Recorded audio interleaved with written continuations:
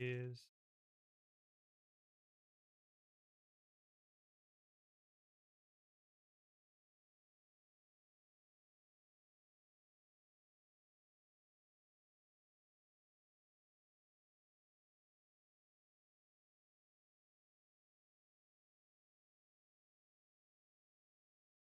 essentially like we might have it.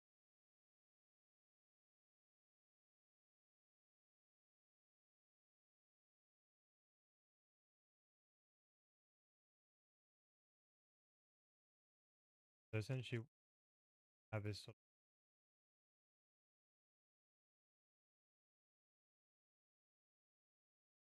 so it might have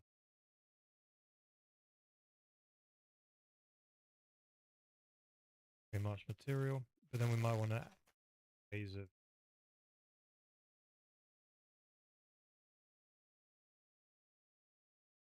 or we want to have like another layer of materials on.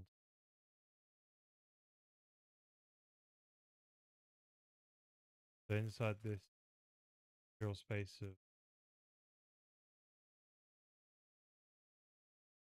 form spheres based. Now these used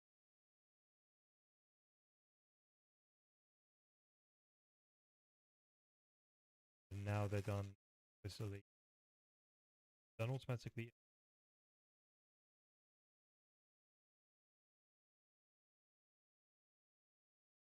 explicitly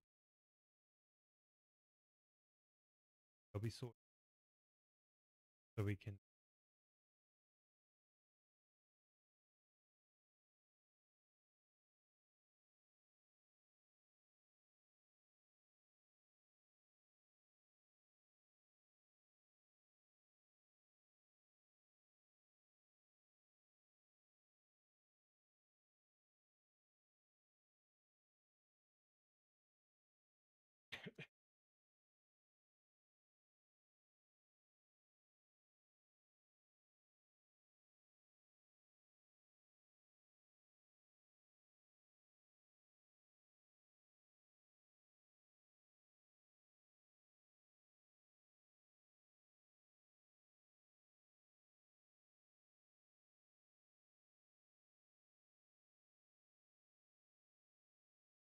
also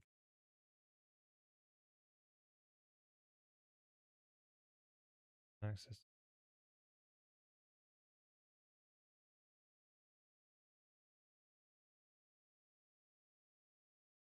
spray. Feeling a bit tired, so just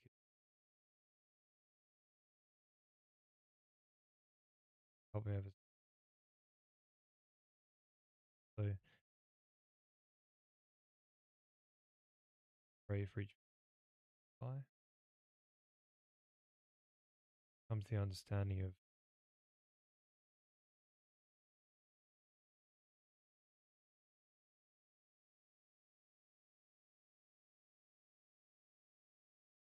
come to that.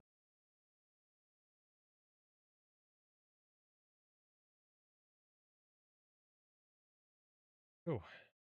So last time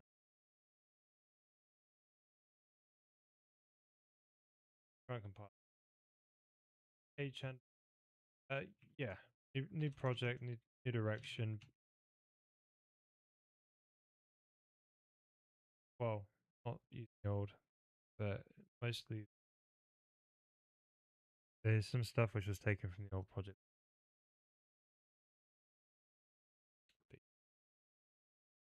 So there's a new direction. Doing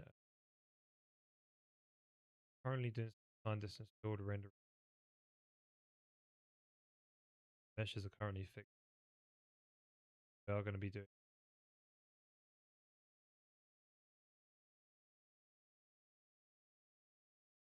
But yeah, so there has been some large changes.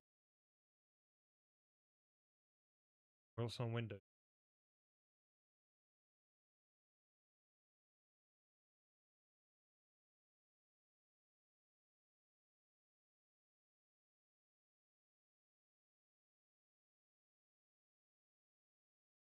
Be on Codebase to Wayland. Logged in working Wayland or something like that.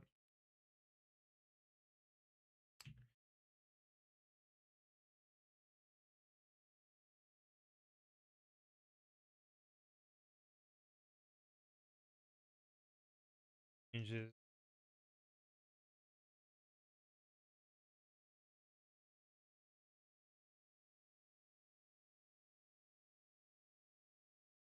The type.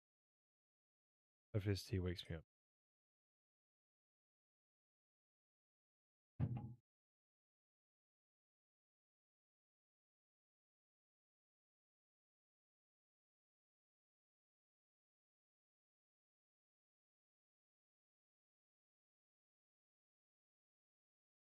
Right, so like a dimension. We're just gonna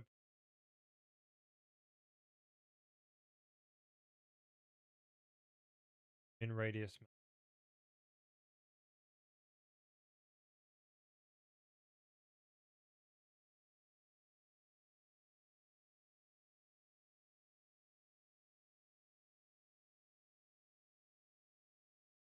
Oh, pass up the spec.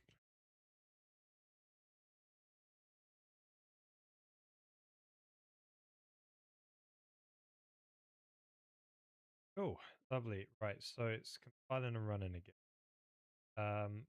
Ian is a code for the old station. Definitely passing buffers being read from the. So this is debug view of the material space of -1 up here.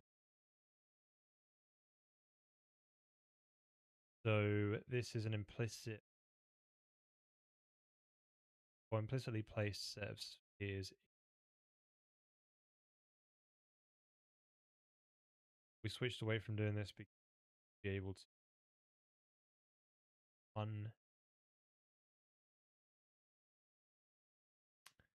yeah, I think the main reason was the editor. The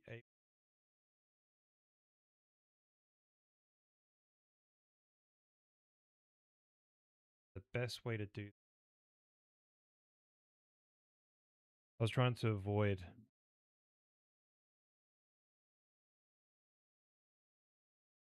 But yes, it's basically the same thing, but different is that grid cells can have spheres now, and because the grid is the reason why it's a grid instead of a quadtree. I don't think we're going to really go that far away from, and we just grids better, quite a nice structure for an octave, a lot easier to build and simpler to traverse, but they have their problems being a since we'll be close to surface. We can change it later on. Be the simplest. So each of these spheres, when you hit them, you'll be able to like detail material. It's adding more detail to a mesh, which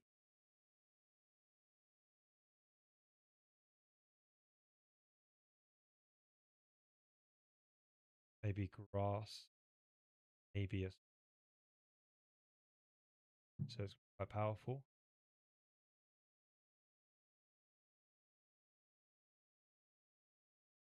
So let's go ahead and fire it up. Bug.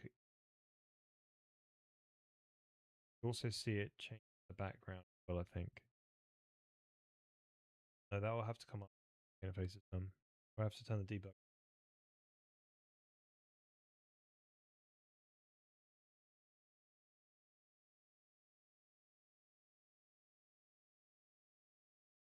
First thing to do.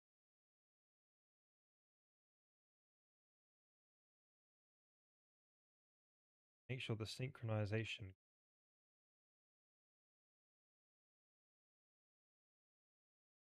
So that would be So one of these guys is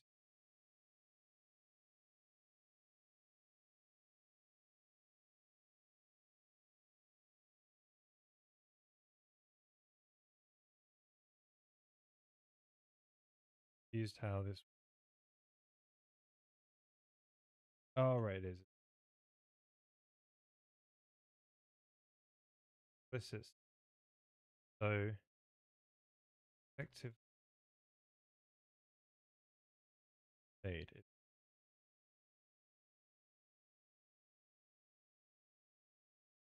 grid buffer, detail grid ranges buffer, detail grid spheres.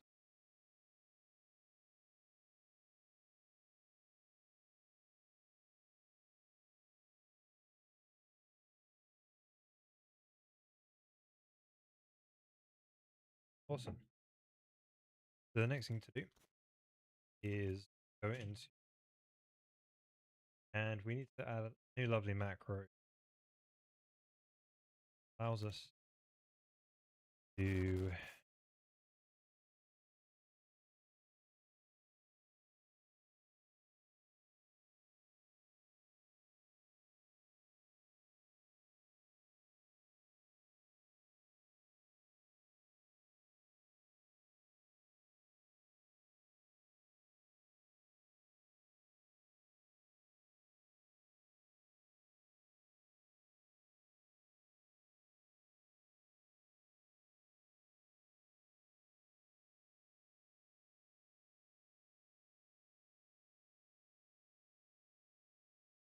so material. So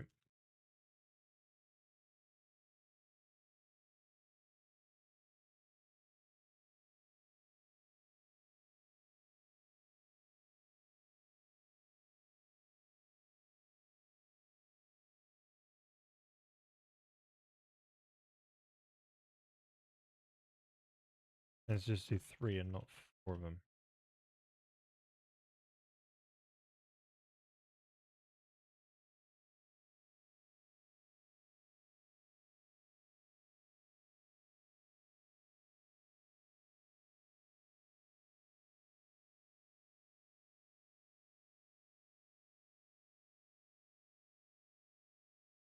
Right, so now we've got these macros so we can access these buffers. These are known, like we know the descriptor index at compile time for these. So got ways. You only want them.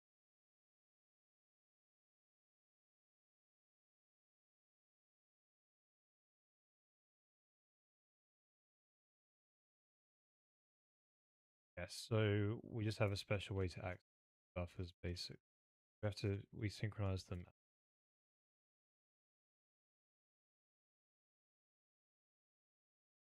Now, let's go to where the magic.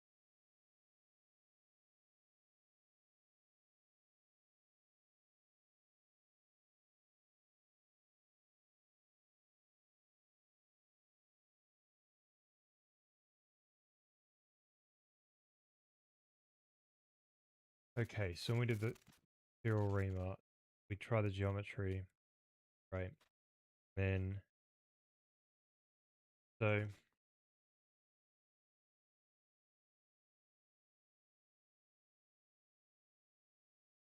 need pass it up by the.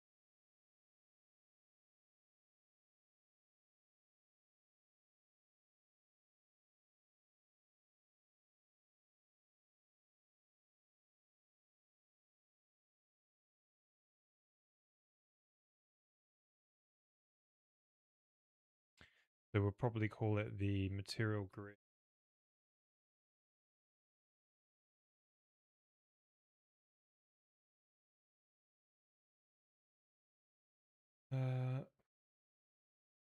Cell grid.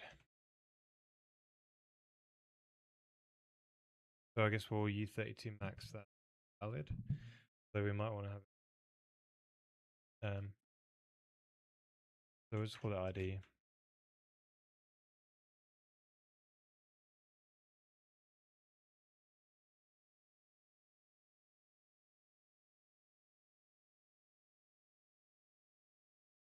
this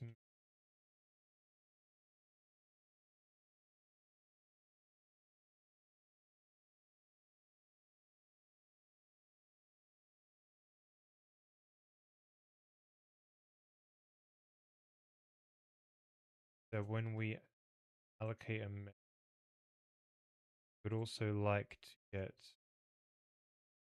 detail grid idea.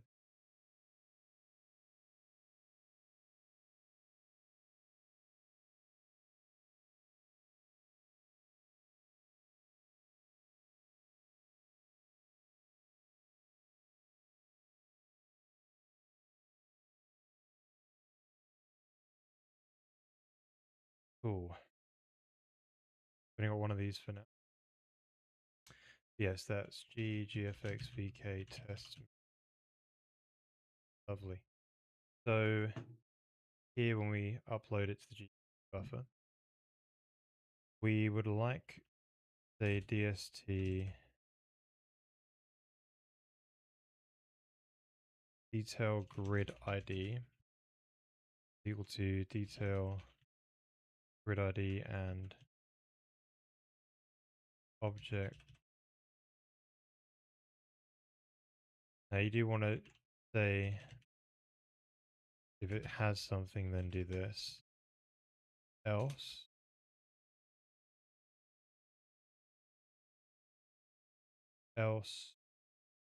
just a U32 max for now.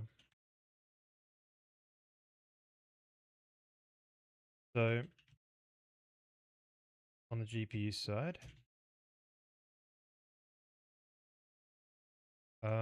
on the GPU side, we want to find very much code.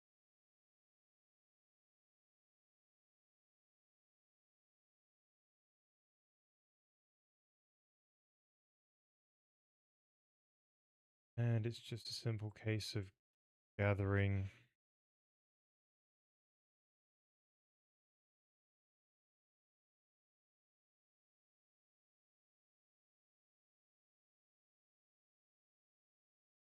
no.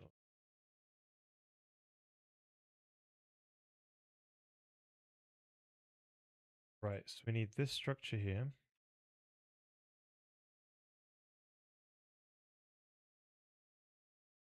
Then we need the ranges.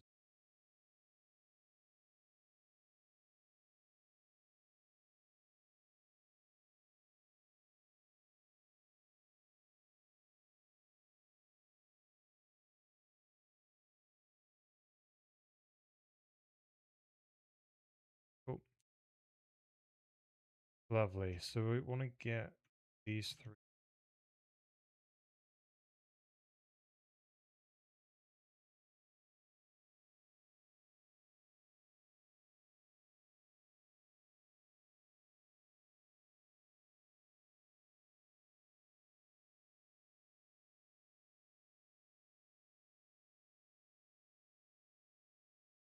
So we want the grid properties, if you will. So we need the grid buffer.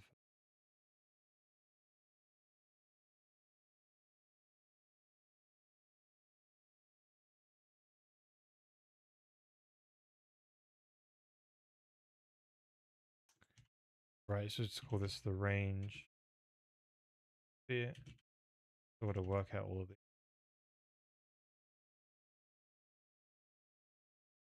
Then some index, whatever that is. There we go. Now, so the grid one is going to come from the mesh instance. Now, we don't have that, unfortunately, so shading structure needs that. So that'll just be a detail material. Detail grid. Index, get that. Clean shade.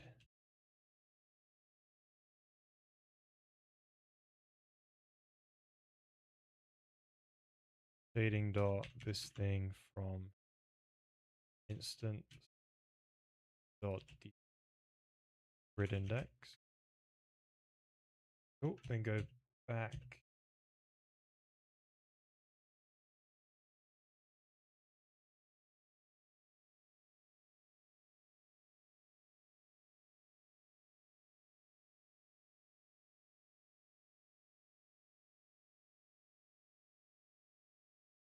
Okay, so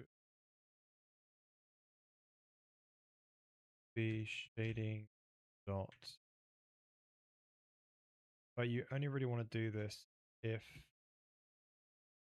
you actually have a grid. Okay, lovely. Now,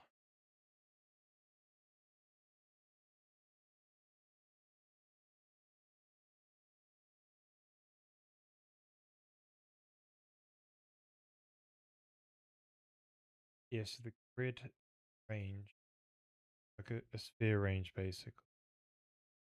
So I think we can delete a lot of this.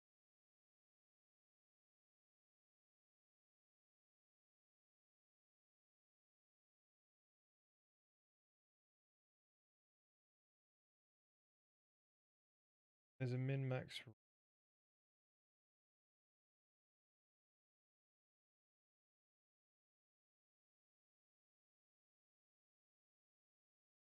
That'll just be grid dot. Oh, okay, you got to do graphics, DK, material detail, whatever this thing. Passing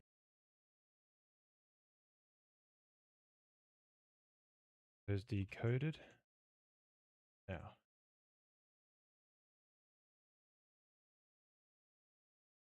get rid of those.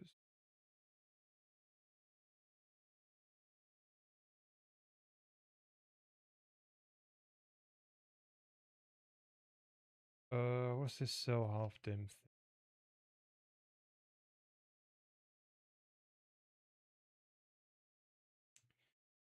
Yes, the dim just describes how many cells there are in that grid dim.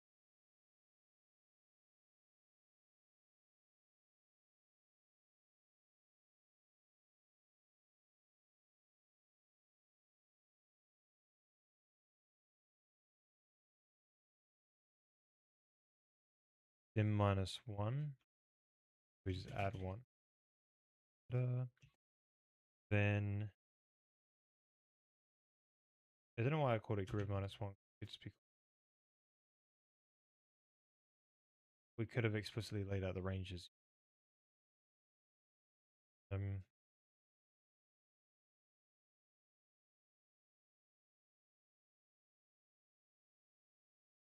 oh well. In the encoder file, we could have done it. So get the half. Do we need the cell half dim a lot? Do we need it? So cell half dim. So if your grid is one,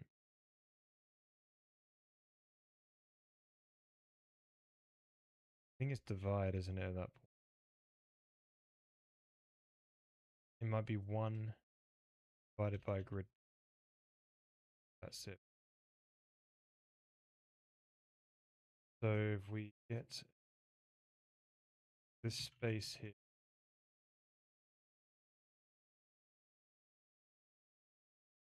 right? If your grid just got one cell in it, and this is one cell, the half dim of it is just one. It's got a length of two, isn't it? Then if it's two, the half dim would be 0.5, so it'd be 1 divided by. So good max offset.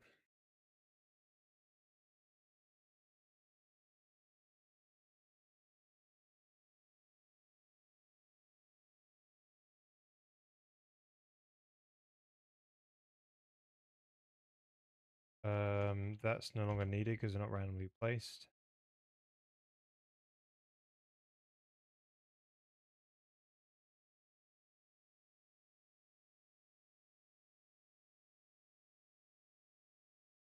Build in the origin.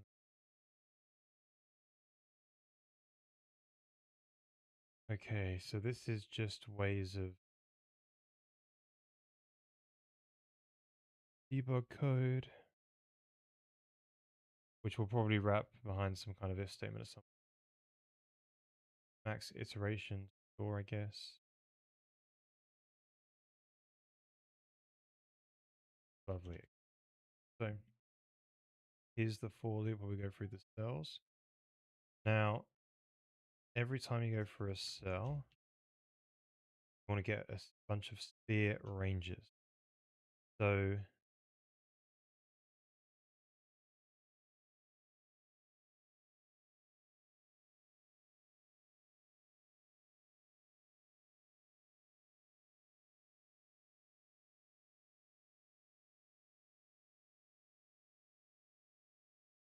rightio.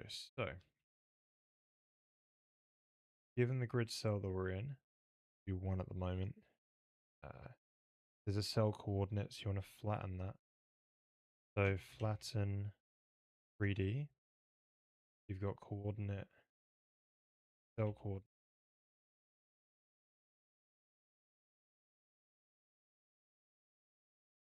Yep.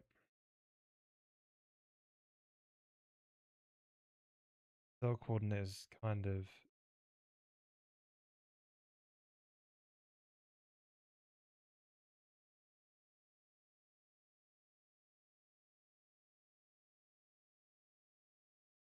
yeah. So let's then add.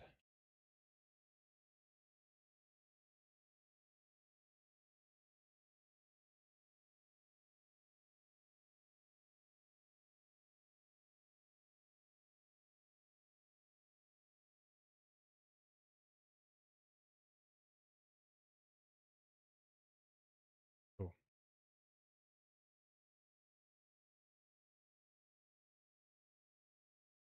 So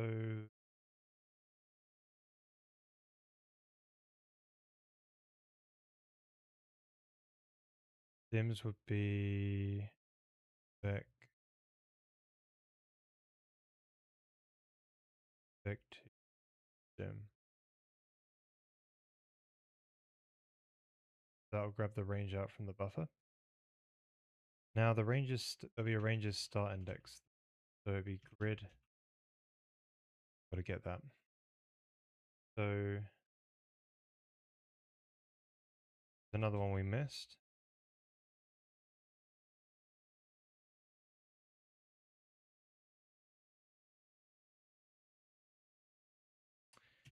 Find that.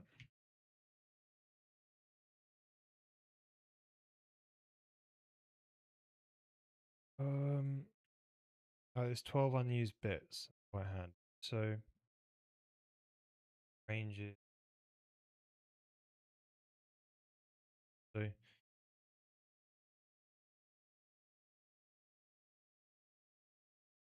we could just do another full U32 instead of trying packing it down for now. We'll just call this one ranges start index. This definitely needs to be filled in.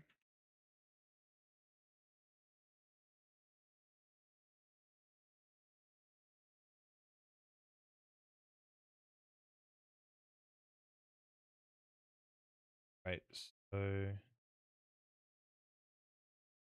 where's our guy gone? Ranges start index plus the offset basic. Cool.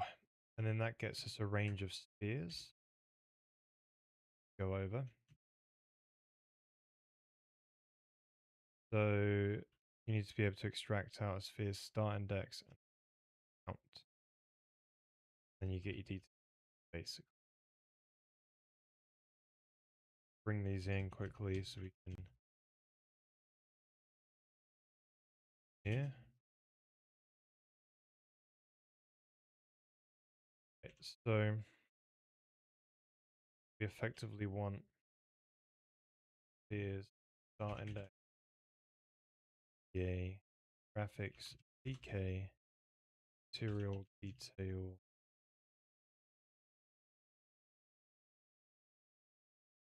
range,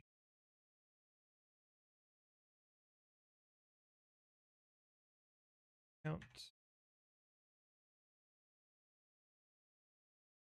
Now we just do a super loop over the spheres.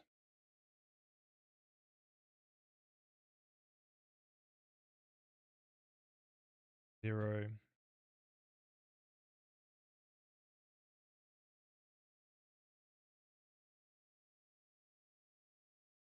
Okay.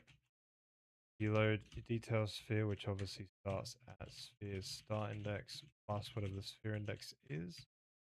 Then you just do all this lovely code where we do some tracing. Now,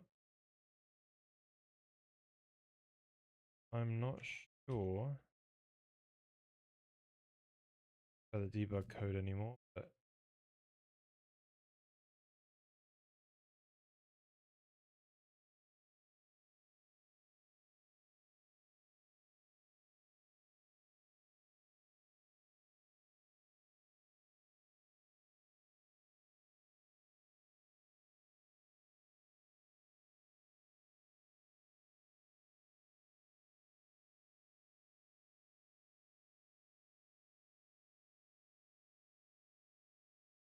let's go back to the CPU and just quickly correct that piece where it's like we make the detail grid.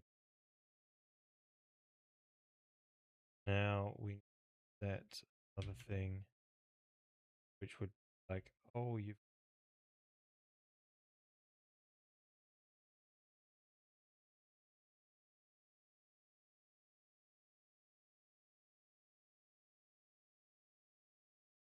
got alloc the ranges. So before you poke GPU into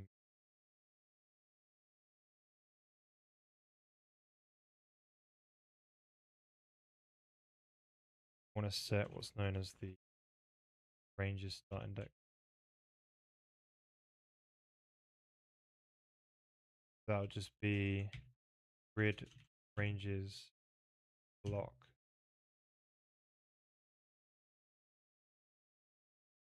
Oh.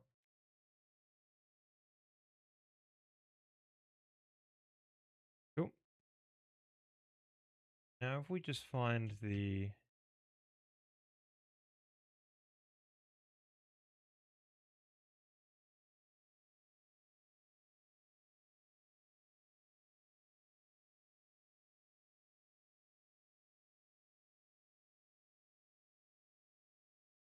yeah, I think that,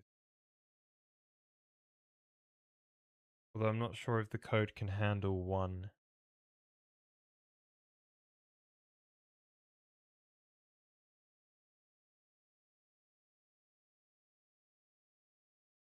A grid dim of like maybe it can.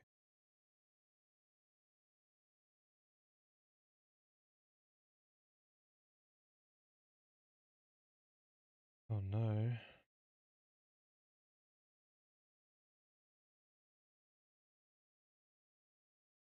Let's just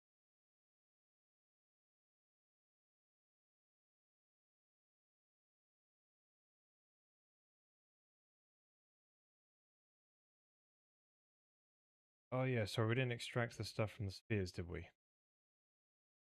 So no longer is it random. So offset is graphics sphere that, and then a radius is graphics VK details sphere radius.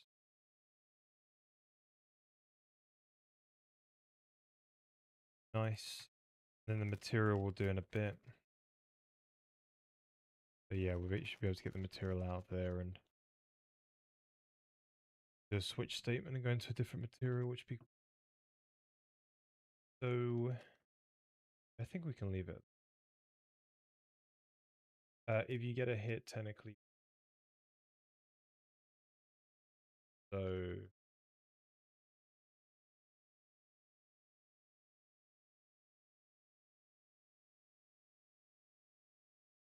technically you do want to break.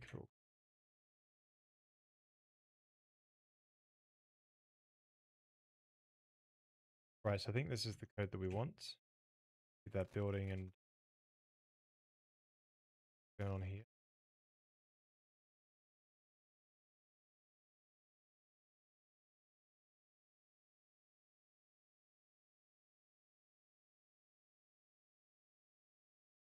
Oh, whoops.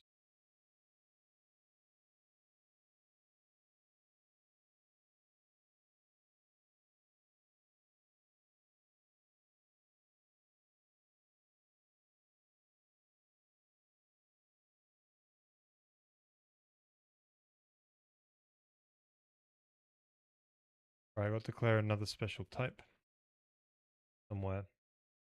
Probably here, actually. If I go to graphics, add or shader maybe.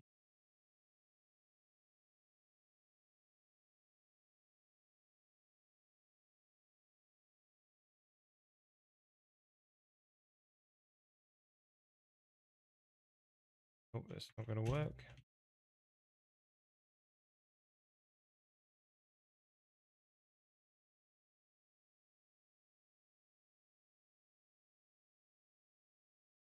All right, so need to poke these guys in. Or maybe that should go in add. Defining a script descriptor buffer ID thing.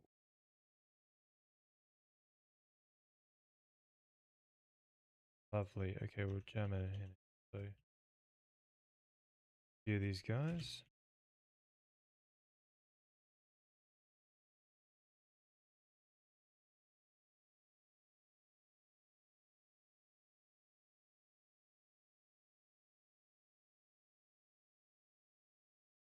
Right, so got another bit of an issue here.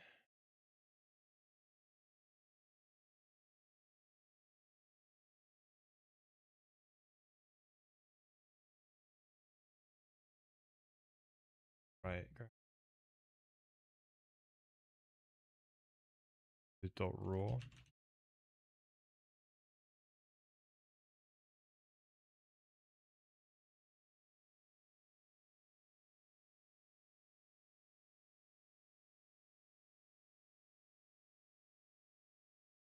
Hmm.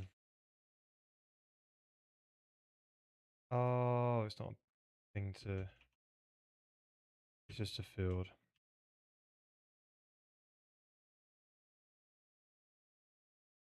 Lovely.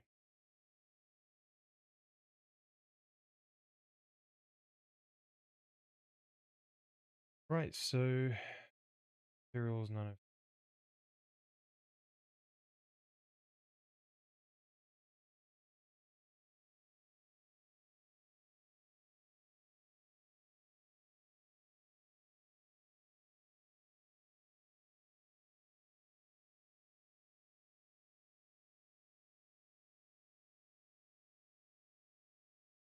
Oh, I see.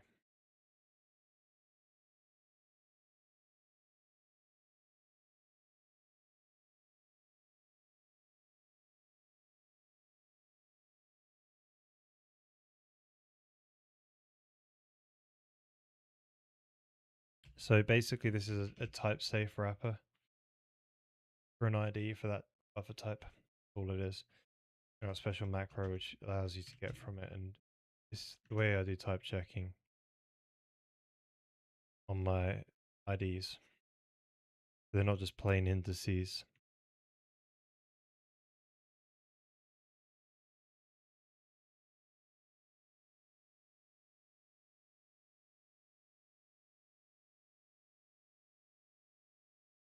Cool. Right, nearly there.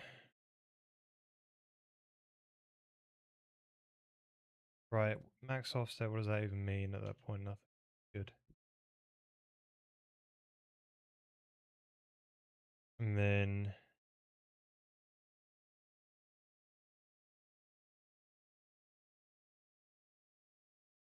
Right, I think we've got to do a... That should be doing packed, shouldn't it? Yeah, yeah, so we've got to vec3 it.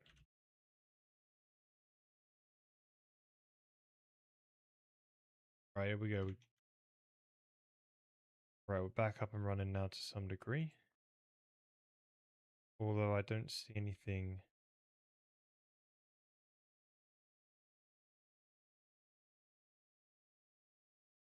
Yes, the grid dim doesn't really work too well.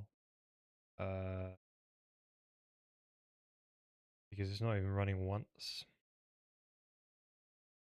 I think it at least expects a 2x2 to debug draw. There's that.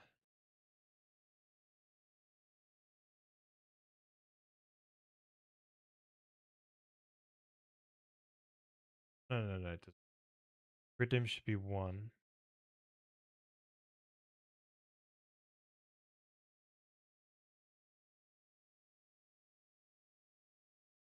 Going on.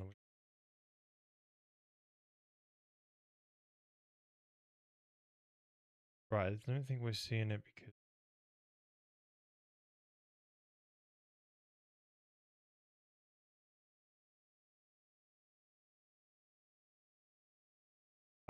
we're not even getting into here yet, that's why.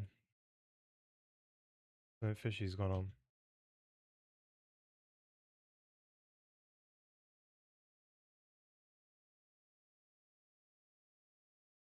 Seen shade?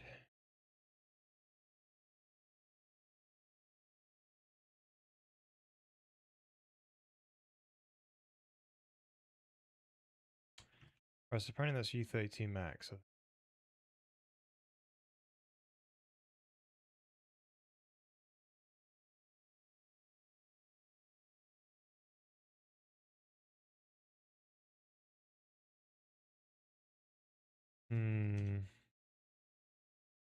Right, so let's do a thing where we do like...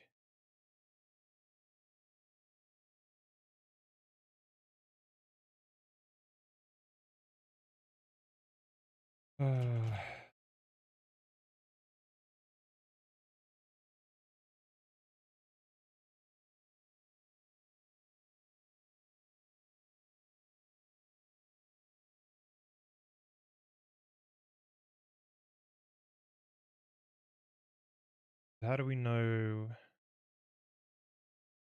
Oh yeah, there is mouse out, that's it.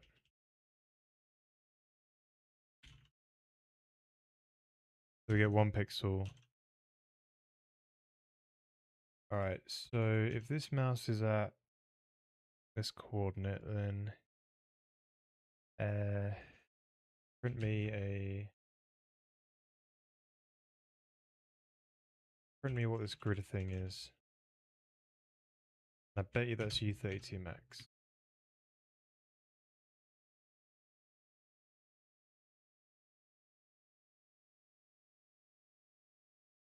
Oh, we need to trigger a...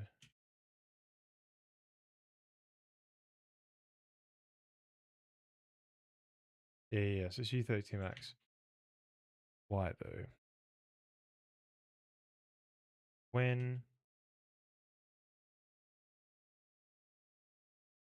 Oh, I'm a little confused there. So if we find the mesh... Yeah, we're passing up here, right? So mesh outlock.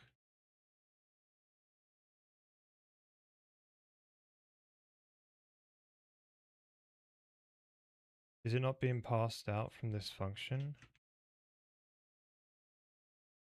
So yeah, I don't think we're doing an ID out. Hang on.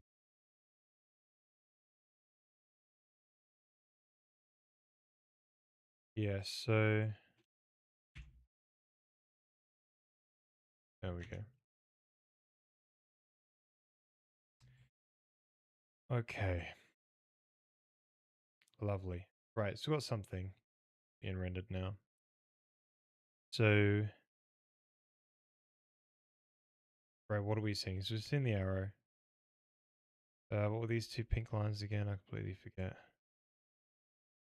Right, so we're back somewhat in business.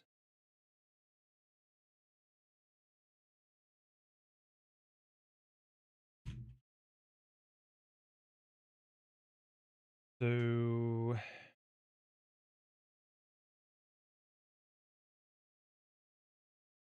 the debug draw, the pink, there's no pink.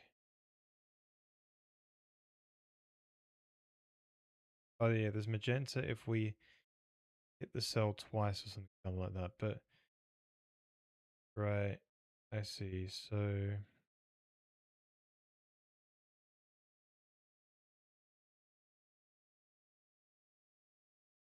I think it's because they're not floating point. Yeah, anyways. Yeah, it's landed in the cell twice. We should probably get rid of the black zone at this point now. Get rid of the black ball now. Right, so pink, magenta basically means that we've landed, we've ray traced and hit the cell multiple times. Yeah, that's what it is. So we should only hit it once when we're traversing through it, basically. So what are we looking for in this? Yes, we're not seeing any spheres. So maybe it should be nice to print out how many spheres that we kind of encountered.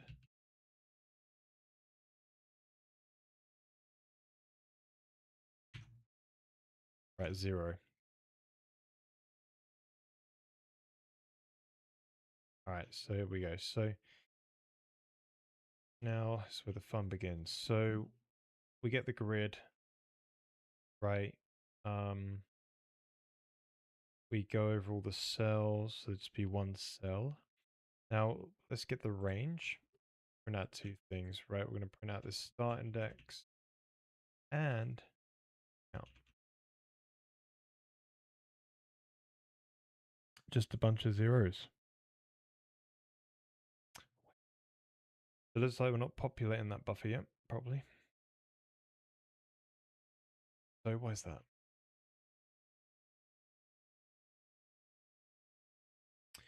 I thought that was a job of grid alloc. We copy the ranges, but the range, there should have been 6.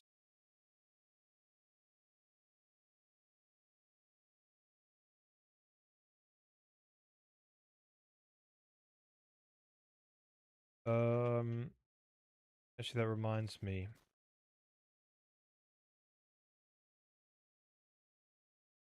Not done the ranges start index as well as it.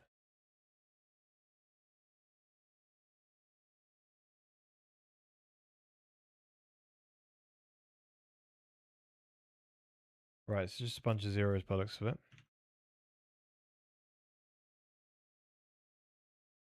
So, what else is going on? Double check that. There should be 0 as well. Yep, bunch of zeros. Oh, we should be crap. Do it inside of a PP. Then is one at a time.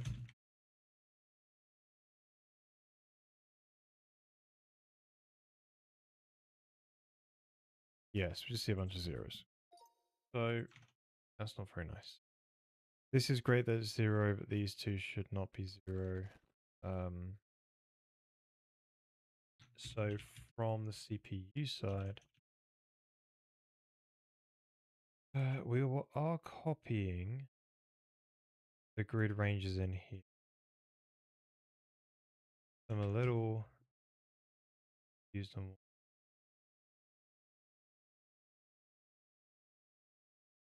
grid range.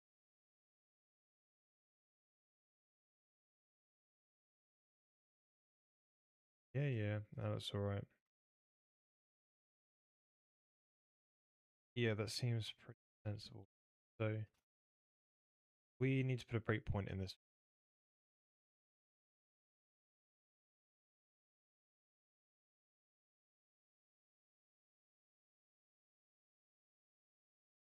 Okay, so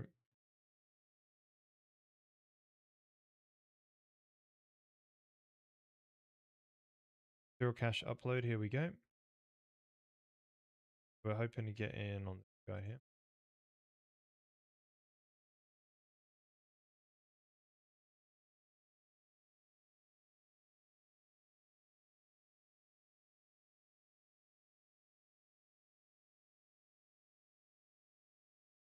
Right, so the first frame,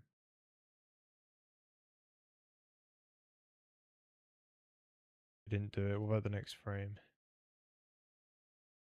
No, does it ever do it?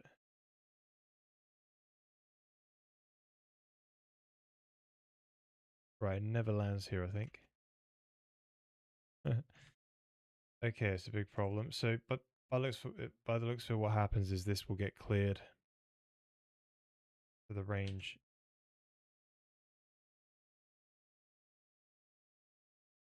Uh, in the max. Let's see what happens after this.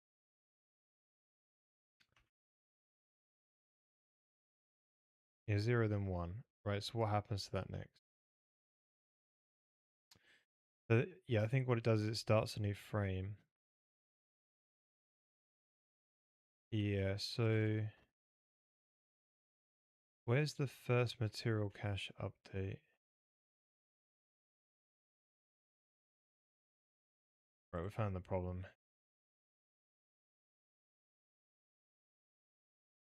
Upload.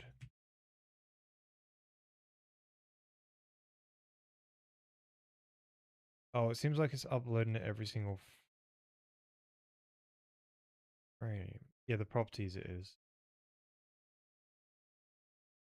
Right, frame init. Great. So we shouldn't really do this on frame init. We should probably just do this. Yep, try that out. All right, lovely. I see a 6. That's what we want. That's the number of spheres, I think. Or it's the count. Done it wrong. Find it out.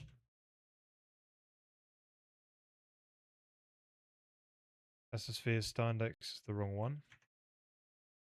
So in the graphics folder file,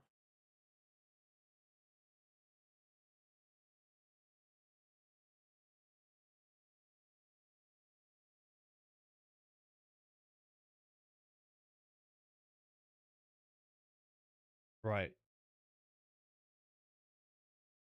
we need to recompile a few. Oh, cool. Here we go. Yes, the 6 is on number 2 now, which is the spheres count. But I cannot see any spheres being rendered. So now we just do some more printing, but from the data code. Oh, here's our array, here's the volume. So all we have to do now is move it inside here and start going away. Right, so 0 will now be the sphere index. 1 will be the offset, and 2 will be the radius. Right, so we clearly have 0, 2, then 4.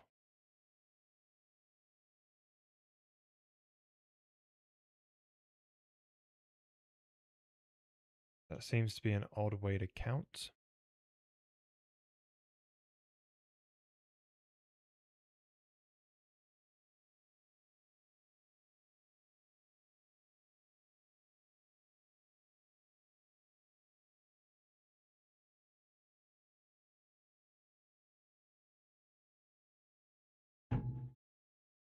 Right.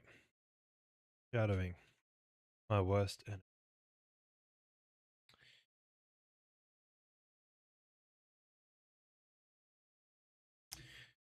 There we go. Isn't it lovely? So we're seeing the spheres now. They are being placed right at the edge of the volume though. Bit silly. We should bring those in a bit.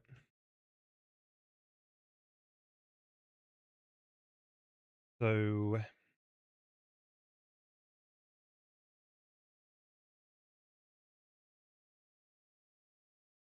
they're passed up from the CPU.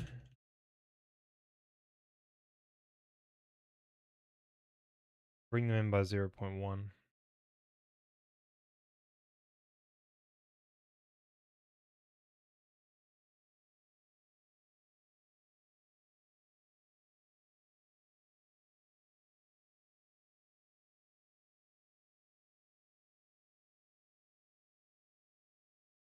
Lovely. So that should bring them inside the volume properly. They're a little bit off for some reason though.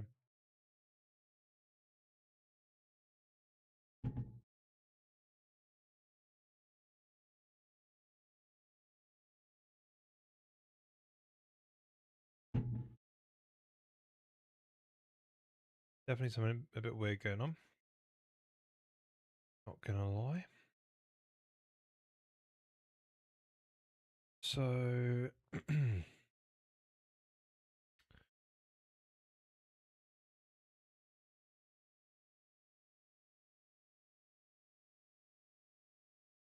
we've got -1 to 1s. Yeah, that should be fine. Yeah, it's not gonna be perfect.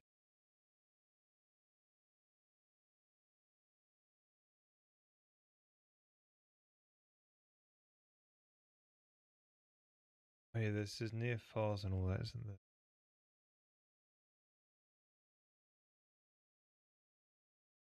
Oh, they're kind of at the corners, aren't they? No? No, 0 should be in the middle. Yeah. Right, so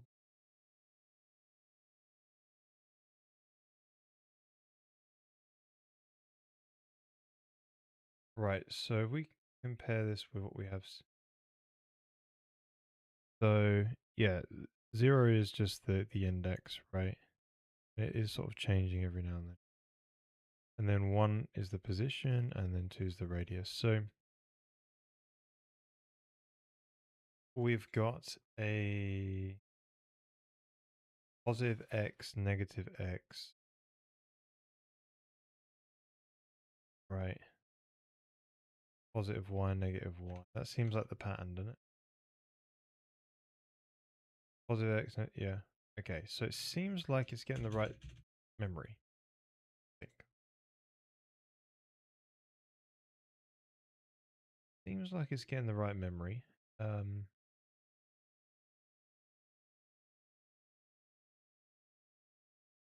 It's offset from the grid though. Yeah. Right. Yes, these are supposed to be offset from position. Yes, that's the reason why they're so small. Um, why they have such small amount of bits. 8 is because they're going to be offset from a grid, and a grid can be a lot smaller than the whole material zone. So yeah, but even so, right?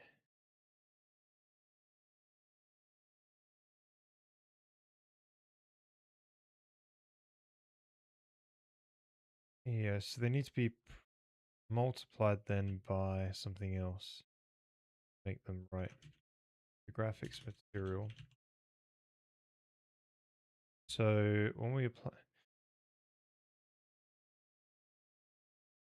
so the offset then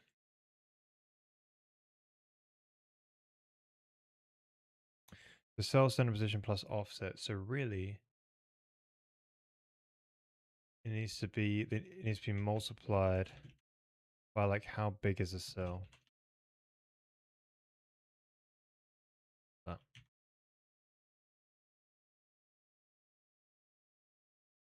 Uh,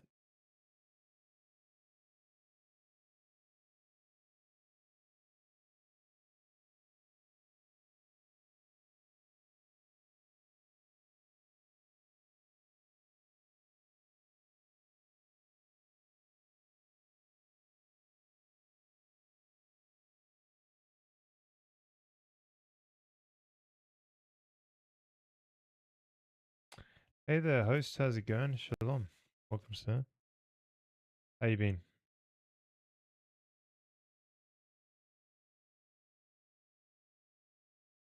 The offset's minus 1 to 1 inside the grid cell. So, yeah, I think right though, isn't it? Your cell center position should be 0.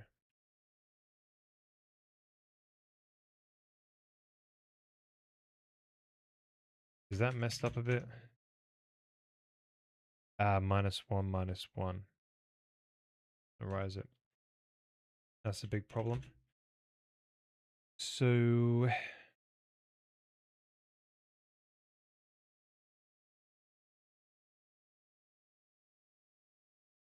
UVs.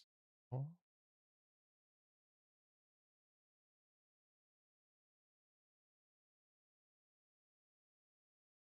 I'm good. Just had my first day at work. First day at work at a school teaching mathematics and programming. Oh, nice. That's great. Amazing. Congratulations. Uh, yeah, I'm not doing bad. Quite tired. You might be able to tell. But yeah, not doing bad. Just yeah, keeping busy, working. You know, quite happy where I'm at, what I'm doing for the most part. And yeah, we're just working on trying to add some more detail to like 3D materials by trying to place a bunch of little spheres all over the volume and then remarch into them. So yeah, just doing something a bit different, but it should be pretty cool. Um,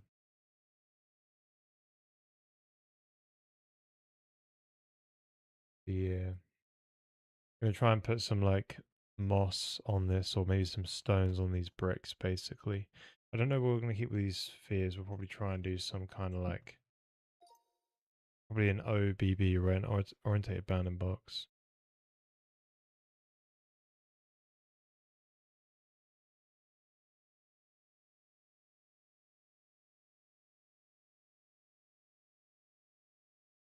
But yeah, how old are the students you'll be working with? Is it like school age, like teenagers basically?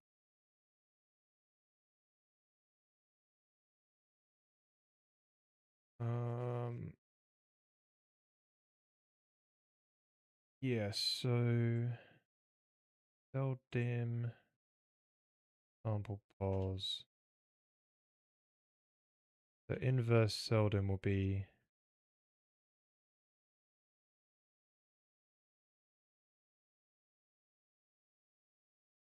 your cell would be 1, inverse would just be 1. Yeah, so we might need at least a 2 by 2, which would kind of suck, but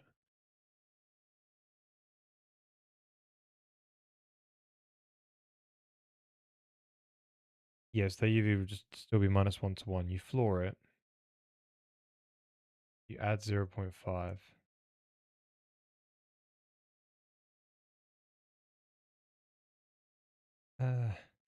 And then times it by 1 again. Mm, yeah.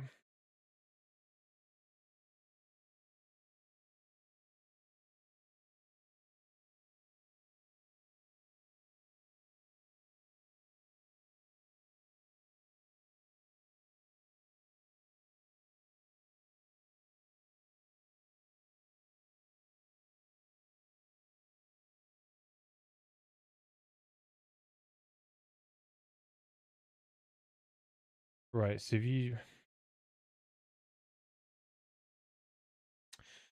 Yeah, I think you just need a special case for if seldom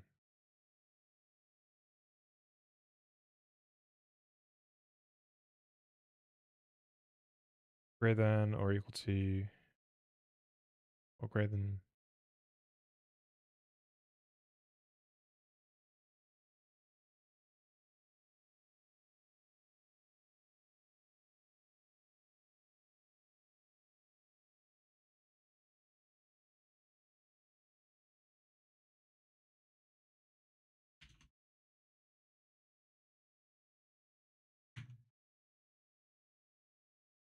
I think so.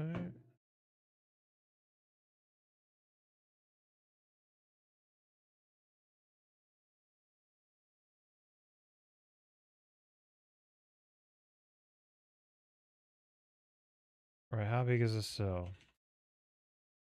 Oh, 16 to 18, not bad.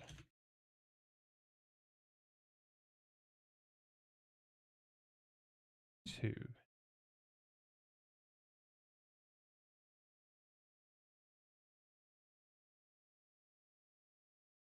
Hmm.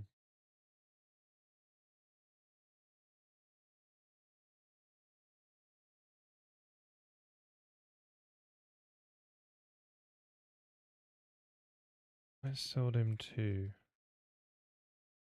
Oh, how big a cell is, right. Yeah, so what does that mean then for this? So essentially divide by 2, right?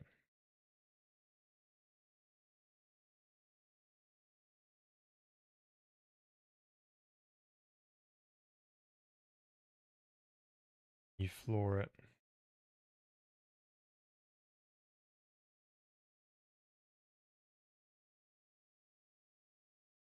So it's -1 to 1 range divided by 2.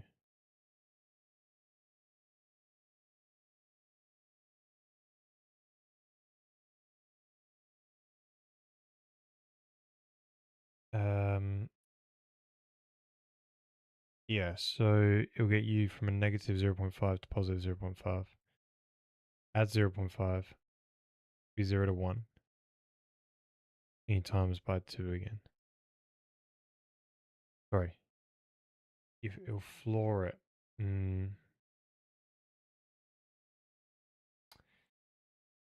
Yeah, so maybe you might need a special if statement.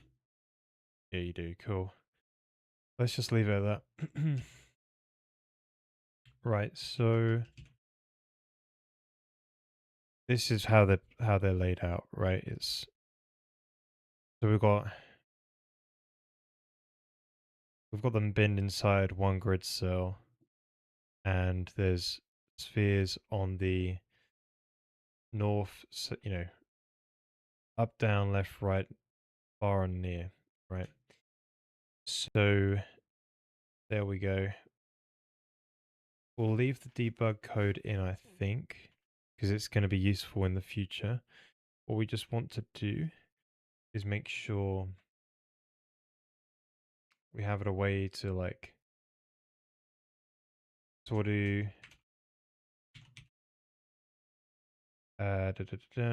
detail material debug, if you will. So this is put it around a 0.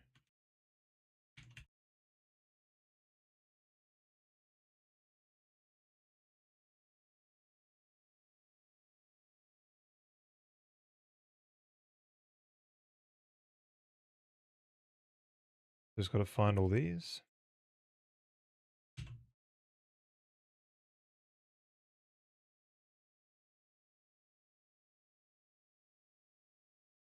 Hopefully not that many of them. So that needs one here.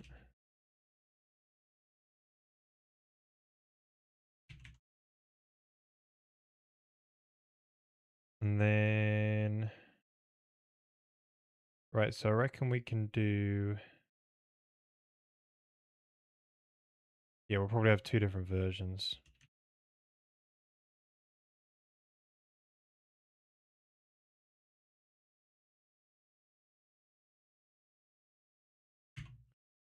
Right, so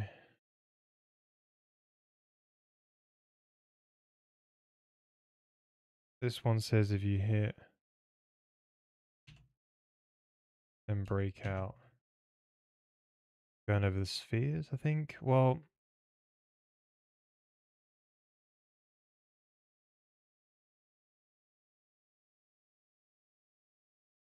yeah, there's going to be more things like a switch statement in here. But yeah, let's just leave that for now. If hit break, that'll be if not debug.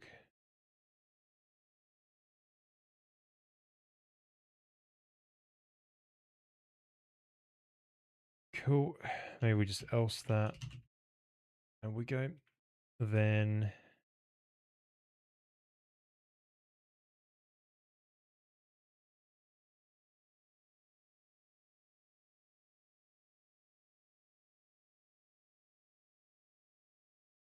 right. Problem with debug stuff is it puts all the a lot of this dev stuff. But anyways, there we go.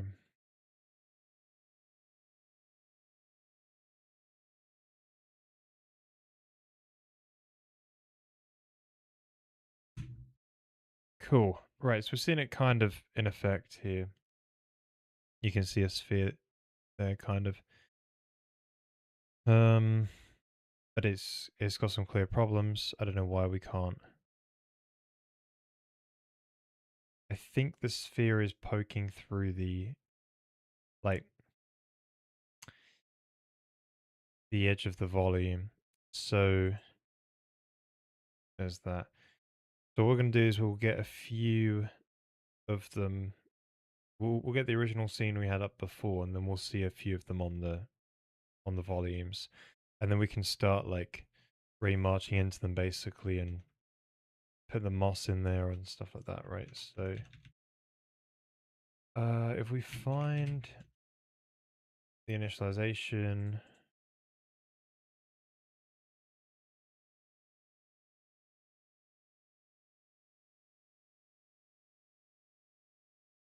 there we go. So that would be those four there. Give that a go. So this is the old testing we used to have before we just broke it down, made it more simple. So we see a couple of volumes here. Really move the camera back down. Oh, that one. Where's the camera? So that'll be in game. Look for orbit. So target position. Leave that alone, I think. I just want to change the phi. I think.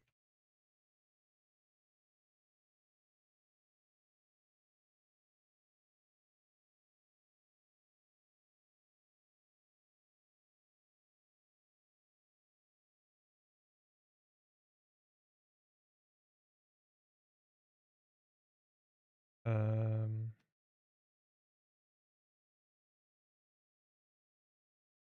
yeah, here's the update every frame. So it was like, I think it's that. Oh, you should be looking down though. I think that's looking up. Oh, that's right. Okay, cool. So maybe we'll move these guys a little bit closer so we can see them. Let's do that quickly. So they're about one to the left, one to the right. Yeah, let's move them back a bit down the Z. Cool. So we're seeing one sphere here. Right, let's leave that up and then get in the... Yes, we are seeing them. We've got some clear issues here though. But yeah, so the spheres spawned on top of the volume. Yeah, I think they're just poking through the... They need to be placed a little bit more inward. Just a smudge out of place. Um,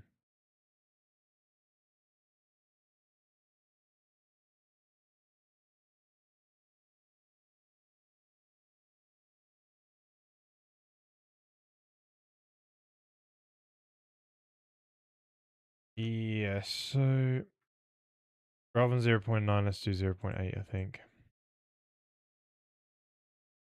85.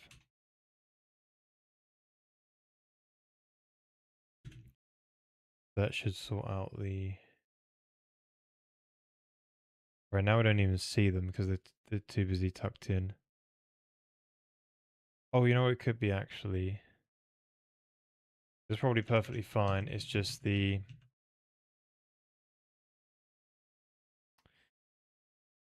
It was perfectly fine. It's just the brick was actually further out, so therefore it won the battle of what was closest.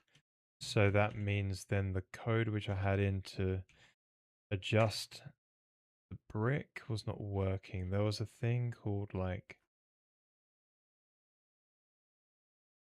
Oh,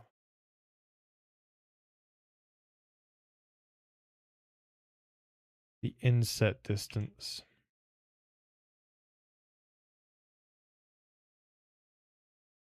Yeah, we're going to play around with this. So this inset distance, this is great. So what does this thing do? Basically, you have a volume and we ray march into it from the outside, and there could be like some brick volume in here or whatever, right? So the the thing is though is there's an inset volume, so like so usually they'll fit nice and snug up against here type of thing. But based on this sort of inset distance, it will basically squish it in or whatever, or move the ray back or something like that to make it appear like it's been squished inside the volume, such that when we spawn spheres, they can actually take up more room and still reside inside the volume. So no matter what viewing angle you look at, they will still be viewable. Basic idea. So now we play around with this thing. Does it change?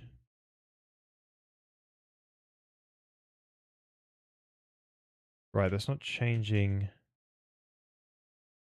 making it more squished, like I hope it would be. So something's up. Is that because the Raymarch brick code is not actually trying to use shading origin? Is it trying to use shading.uv?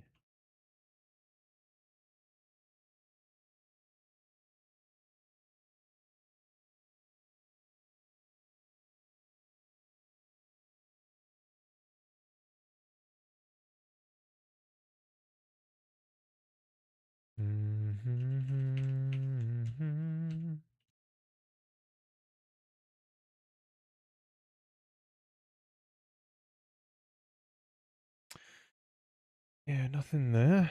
Cool. Um,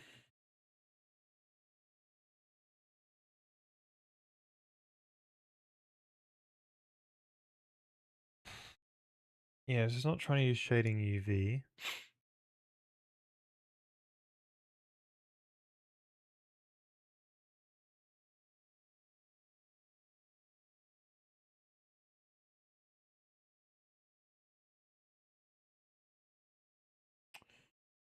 This is interesting. Make them fit snug up against the border. Right, so this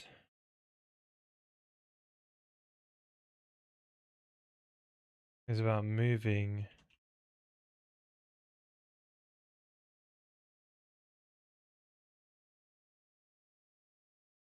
Thing is, it's not moving the... It moves the ray, but why is it not moving the volume? The way I think it would. So it definitely does move the volume in a way, because like it's making way for those spheres to be placed. But I cannot see it move.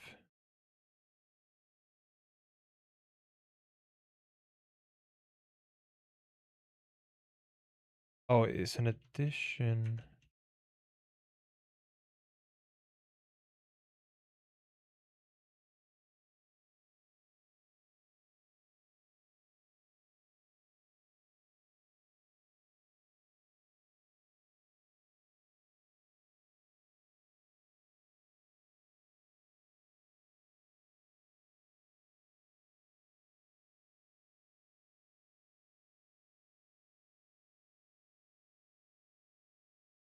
Right, so this one's clearly moving it, right? It's pushing stuff higher and higher.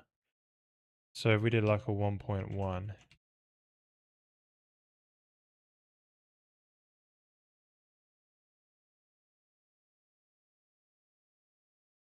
yeah, that's working. So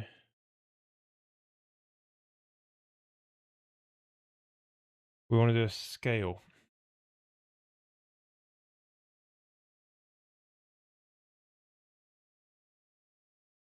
So it's going to be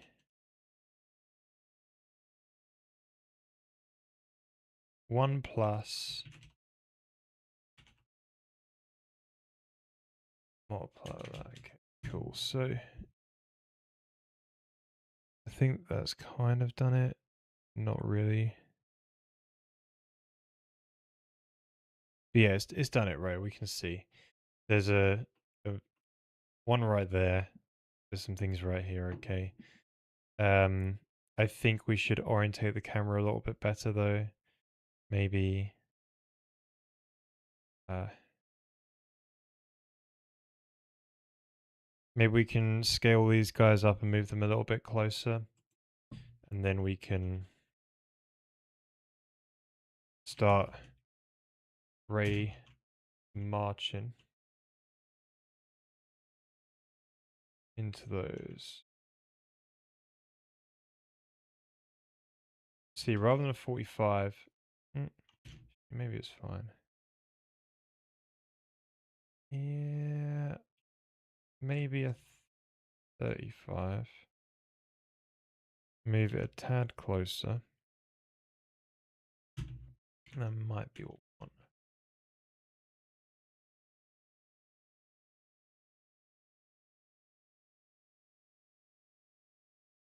Oh, was it the least? Oh, that's good, that's good. So we pull these guys in closer, that way these ones will be a bit bigger. And so game VK, or graphics VK. So yeah, move them to ones. Now this is what we can work with, I reckon.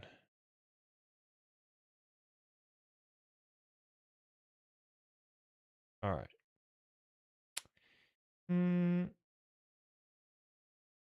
A little bit. So the X should be 0.5, and then make it grow a bit. Well, all right, maybe not. That looks like effort.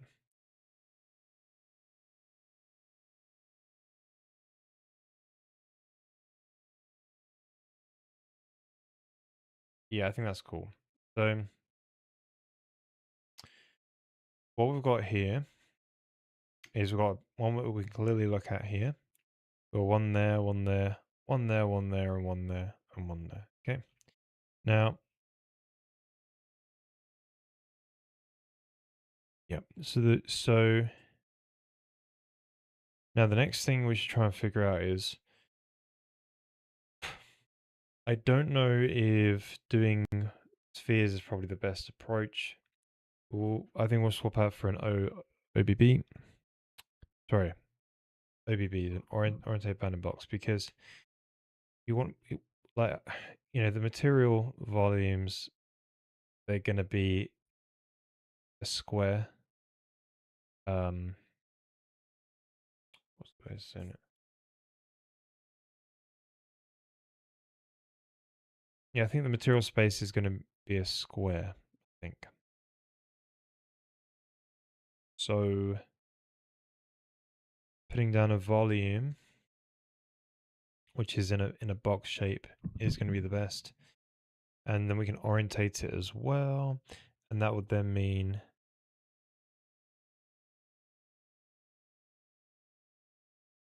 Yeah, we can orientate it and do be much better than a sphere, I think.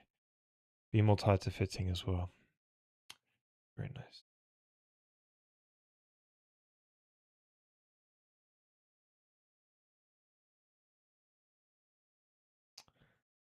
Yeah, I think that's what we'll do. So like if the volume is squished in, is that just gonna trim off the? Yeah, I think we'll make it trim. So like if a drawing makes sense. So right, you have a square volume like this. Now it might just be like some grass or something, I don't know. Now, or maybe it's like,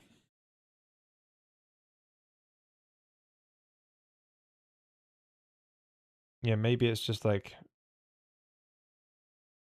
a, some kind of piece of grass or something, I don't know. And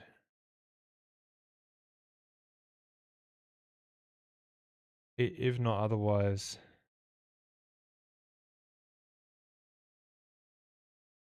or maybe it could be some flower or something, um, or imagine if it's just some like piece of stone or whatever, I don't know. Um, it doesn't take up the full volume. You can make it take up the full volume and then you're sort of just scaling it. But then if you're placing down an orientated bounding box down, would it then be great just to sort of be able to have a nice and snug box around the area that it's in? Let's you divide by the minimum size or something, or max, whatever way around it is, and bring it inside the volume space. Um,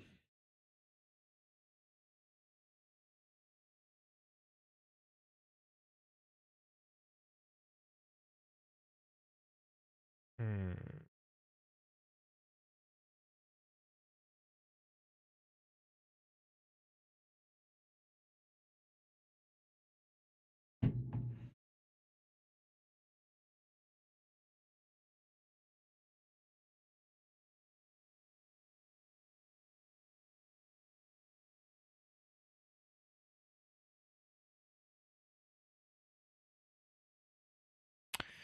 Yeah, because if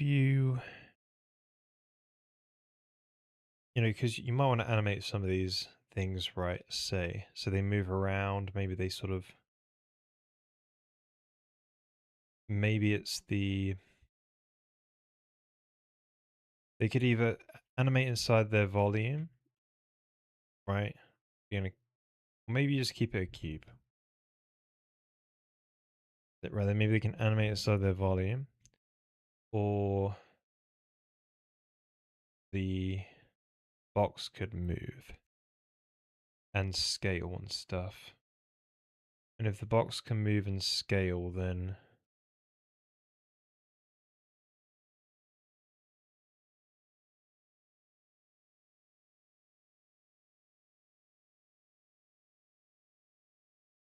you can get some sort of squishy effects and stuff like that, right? And whereas if you made it such that the box size was a way to sort of trim down the volume, then those squishy effects would have to, oh, this is the sort of trade-off, isn't it? Then those squishy effects would have to belong to the material itself or something like that, maybe. Um,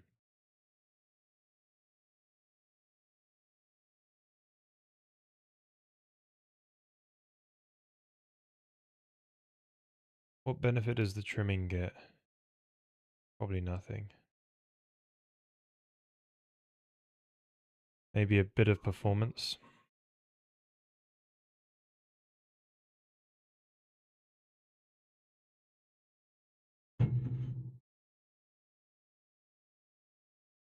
Yeah. Okay, so let's just swap them out for a box now. So it's going to be orientated though. The problem with the box though is that no. Um, yeah, let's just switch to the box and we can decide what we do when we get it. So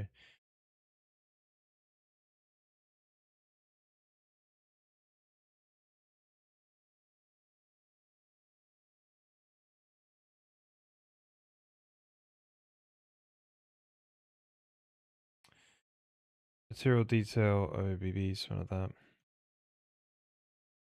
So you have an offset. You'll have a scale, I guess.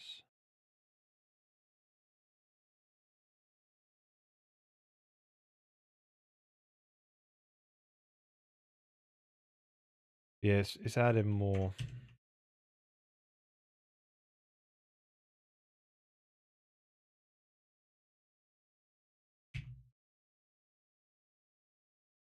I did a packed quaternion as well. There's a way to do that. Let me find the docs for it. Um,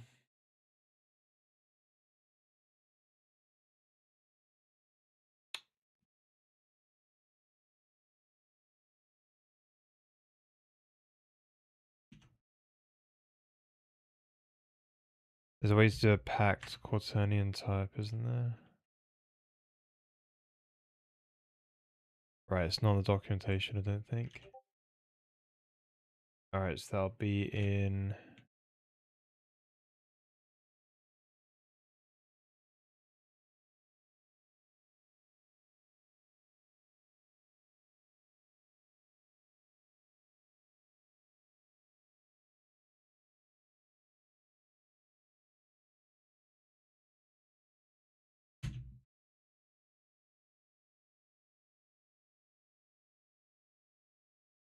Oh yeah, so I think it's just... Yeah, I know the syntax is fine. There's like quaternion, and there's a certain number of bits you can use. So where is that located? Yeah, so it's something like this.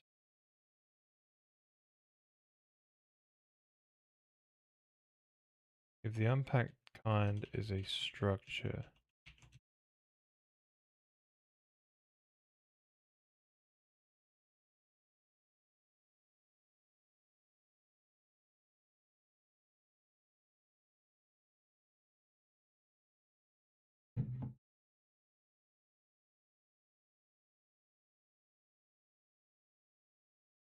unpack quaternion, have we got this around? We'll need to fetch that out somewhere.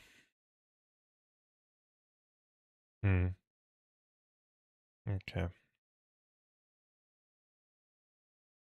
Right. But yeah, so we'll do a quaternion. I forgot how many bits we did in the past.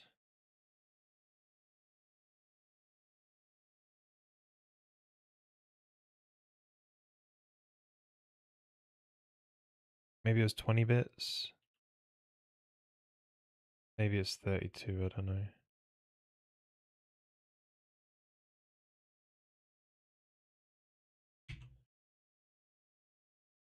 The rotation, and you need a scale as well.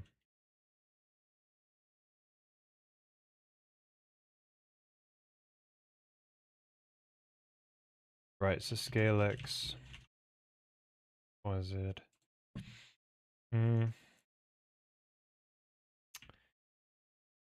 Yeah, it's quite a bit though.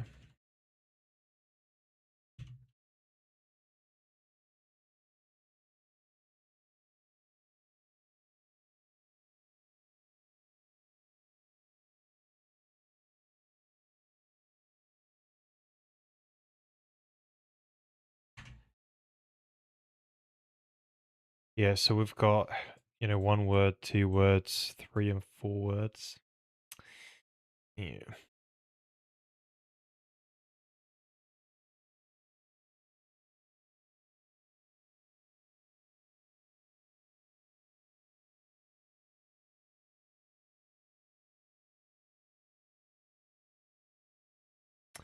Possible though.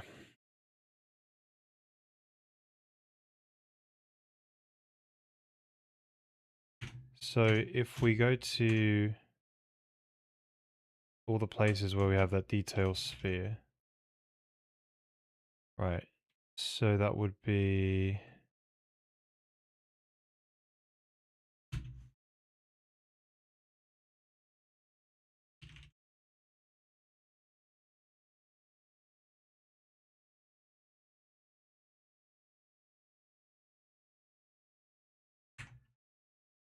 the OBPs.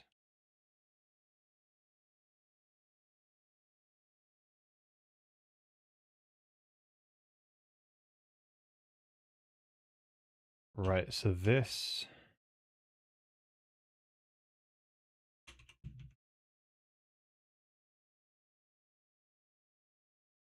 nice.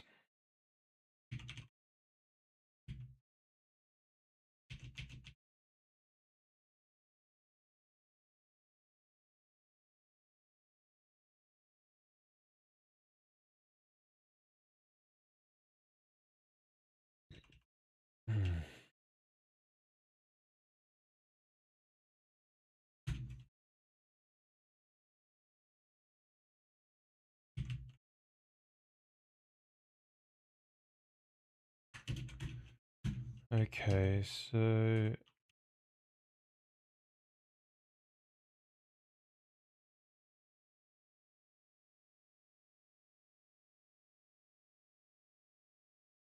right, there we go.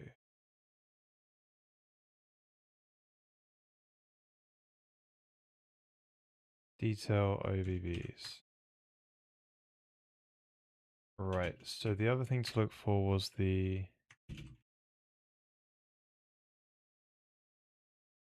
so this is code generated, we can skip that. Here it is used.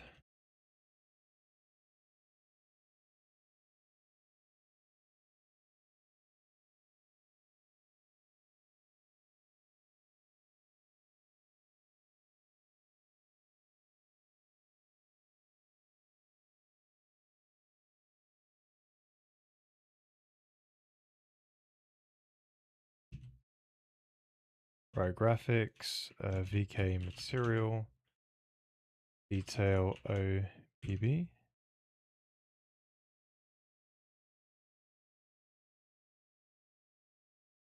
Right, so then detail sphere is everything to look for. Alright, so let's try that.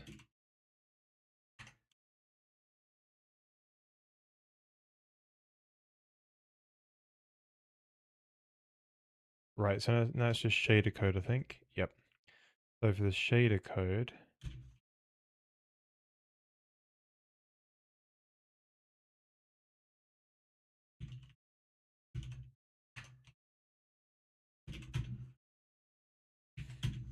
okay. So we need to array versus OBB. Right, so rather than, oh, these need to not be called spheres anymore.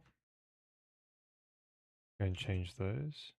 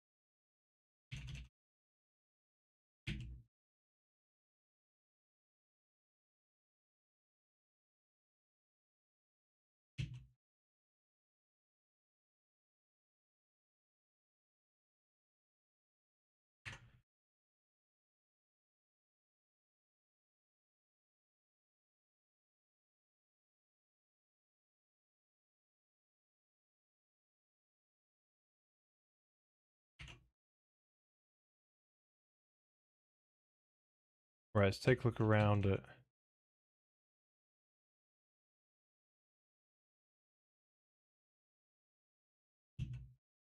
anything else called spheres, basically. So OBBs.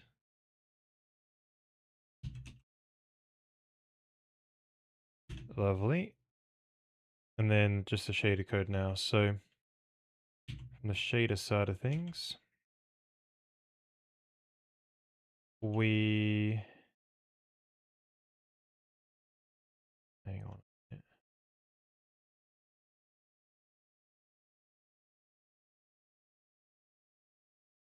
Yep, graphics material. So OBB start index. Lovely. So now, so we need to work out.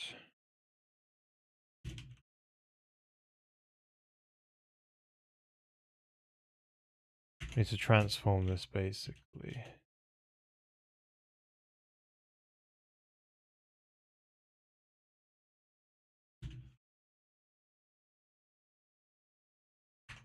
Okay, so serial detail sphere or detail OBB. Now let's run this so it runs the code gen so we can get the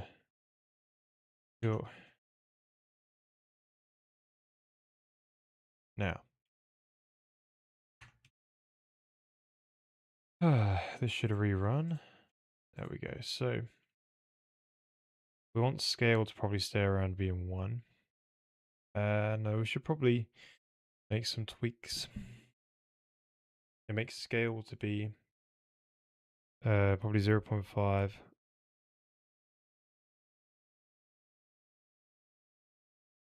Hmm.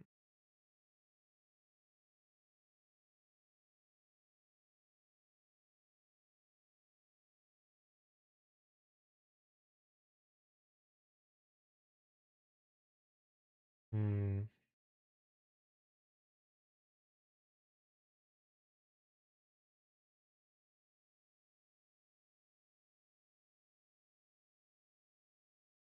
Yeah, I think we'll do the option where it cuts it out basically. So if it's 0.5 along the X on all of them for the scale, but then we rotate it, do a quaternion, or we rotate them to be facing the direction that the surface is. Yeah, that'd be good. So we want a scale, yeah, basically one of these, right? But one along there. That'd be scale set. That'll be applied for each of these guys.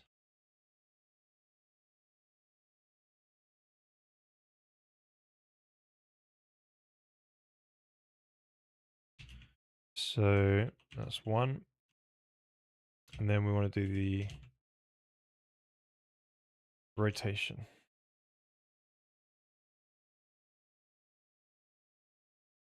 The rotation takes a quaternion.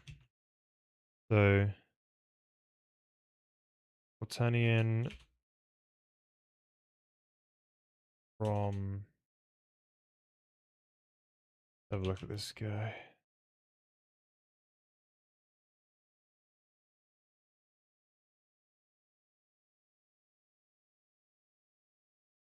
I could just do a,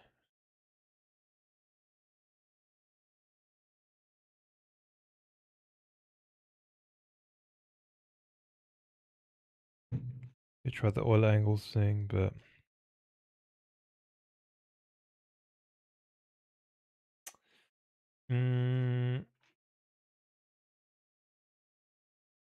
yeah, I might just try.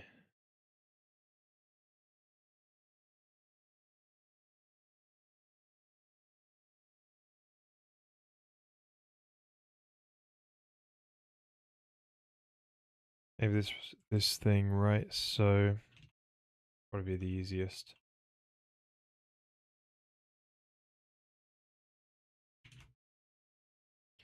Let's just poke in 0, 0, 0. We can change as we go, yeah. So I think I'll do the pack. But there's no pack quaternion. Yes, we need that, those functions. I need to go and fetch them from the other code base. That'll be...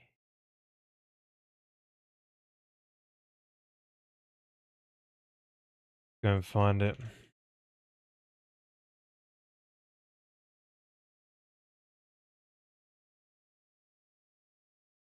These are the boys.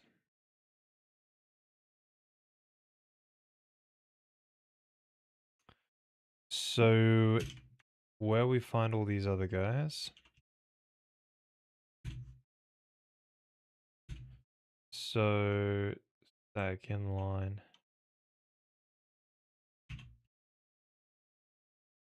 Unpack and unpack stuff. And then for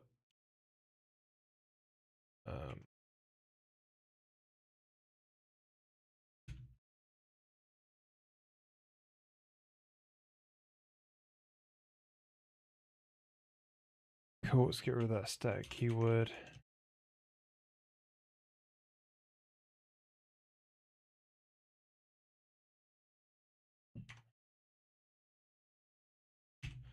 So Quaternion in.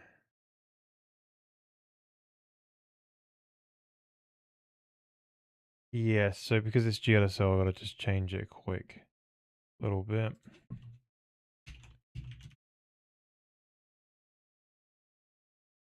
Then the casting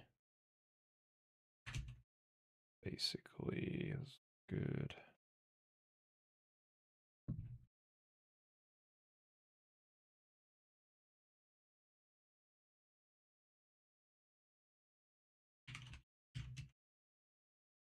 Something like that.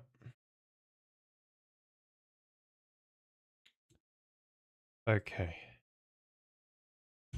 Nice. So now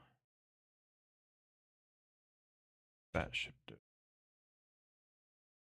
Oh, there's static inline. It should be, but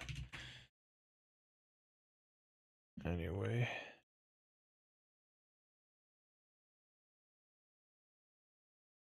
Right, so that's good. Now we just gotta put the appropriate values in there. So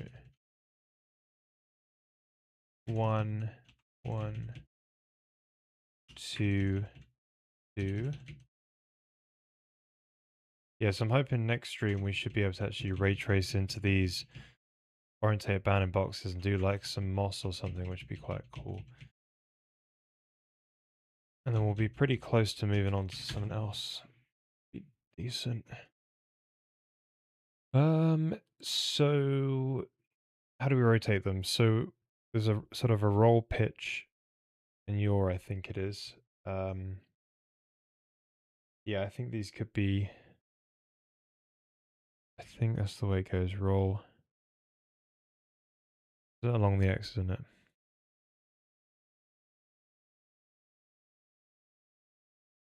Is it roll pitch your...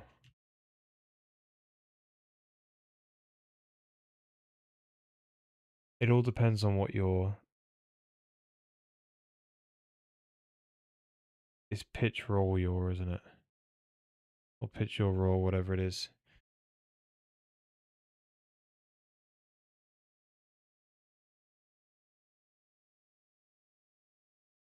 Yeah, it depends which axis is the plane down. Boom, boom, boom.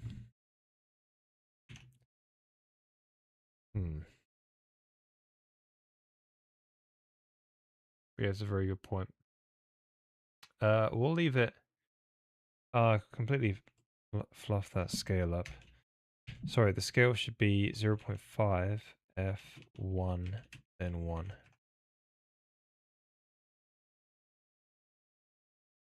All right.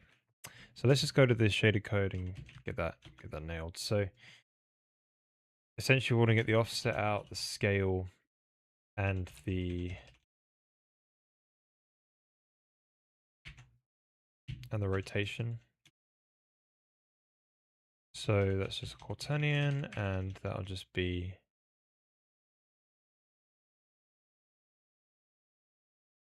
that. Okay. So let's just get it working with just a box, I think.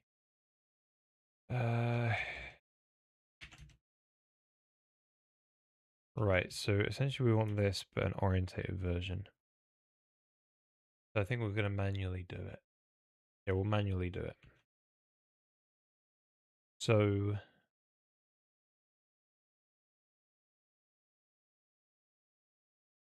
yeah. So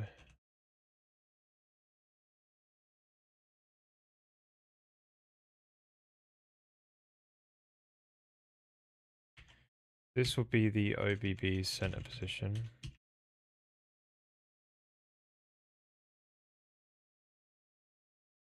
There's too much stuff called sphere now as well. Anyway, put that out. So redirection, and then the dims would be scale. Now, scale in terms of what though? Yes, that used to be times max radius, wasn't it?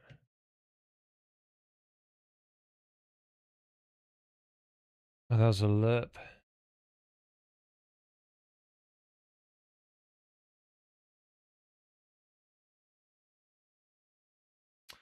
So rather than being called radius as well, that's a very good point. It needs to be called scale now, doesn't it? That is a rather good point.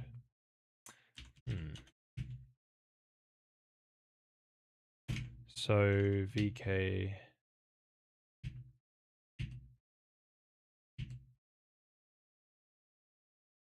Lovely.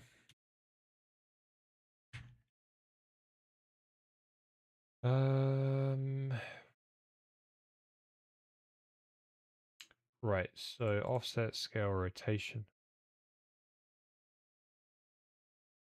Cell half dim.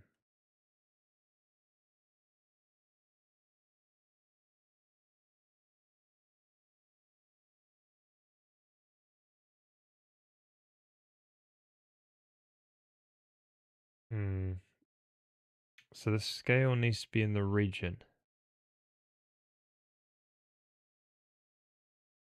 Yes, I think that'd be lerp, min, scale, max scale, whatever that is. Or as a 3D lerp.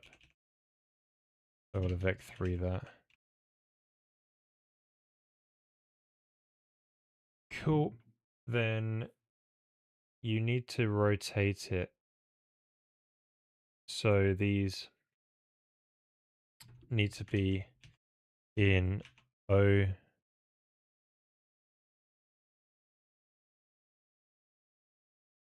You need to rotate the ray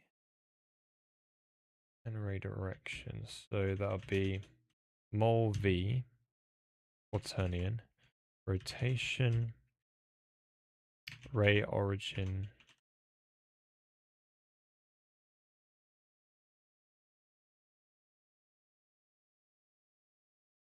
Yeah, so you need to have the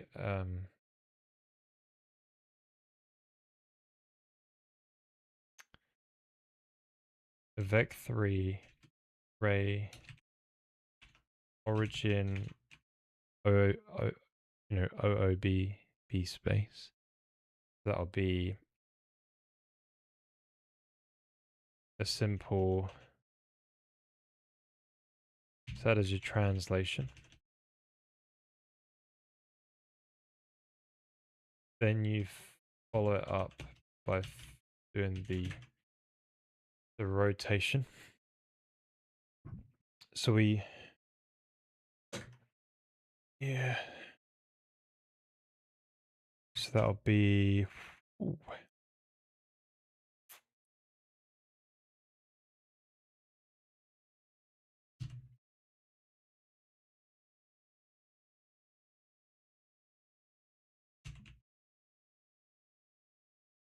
So then the redirection is the final one.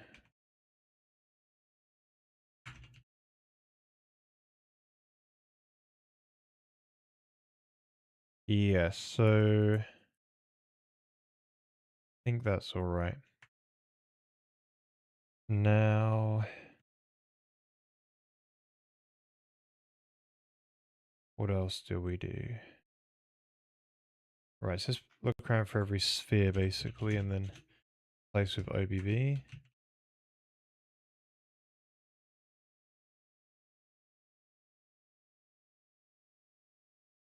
Got to decode those in a sec.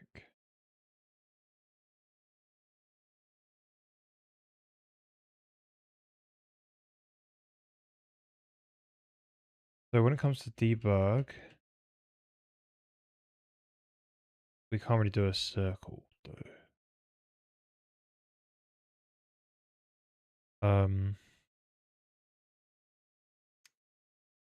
Do we have a draw box?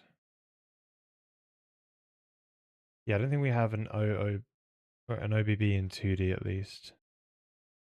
We have one in 3D though, but anyway. Let's just ignore this code until we have to get it working again.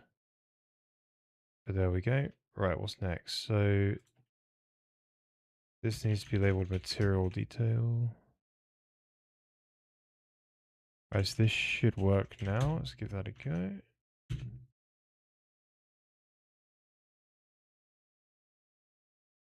Right, got some issues.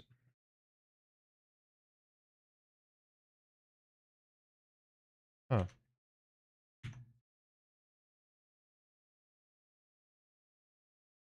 Right, they're all missing this right parentheses thing. So I guess that is to do with the yeah. What do we do? 7. Ah, we missed these as well.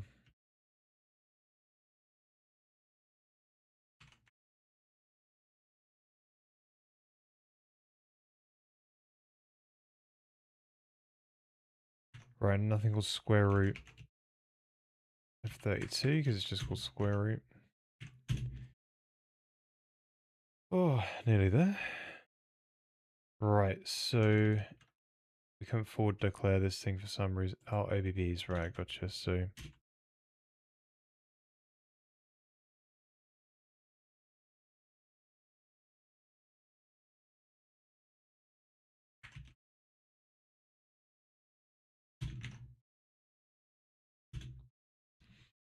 and here we go. Right, nearly there.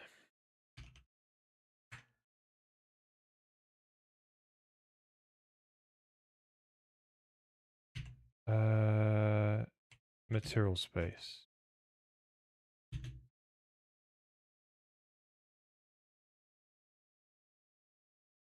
Okay, so now we've completely lost them. What? Yeah. Alright, no biggie. We can just...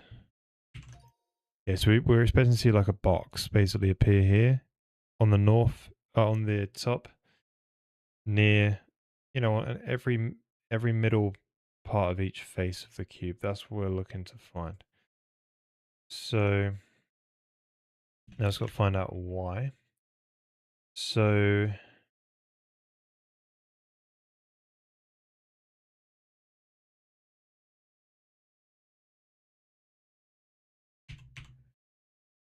right, so we did this PP thing. Just a silly thing I've done. Say like print for this pixel, print like 1 pixel basically, and it's in the center of the screen kind of thing. So we just want to say PP because it's a pixel shader, isn't it? Basically, the print the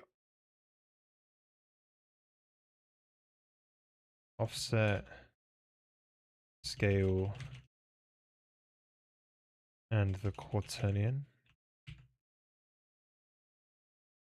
So this really needs to be a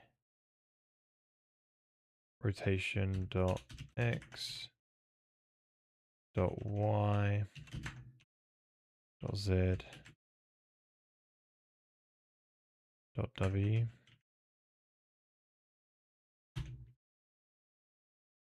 Right, so go on NaN. That looks fishy. The offset seems like -1, which seems fishy as well.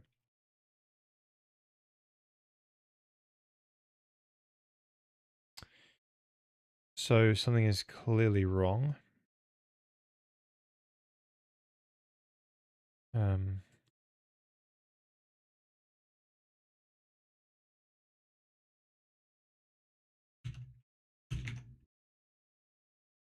But yeah.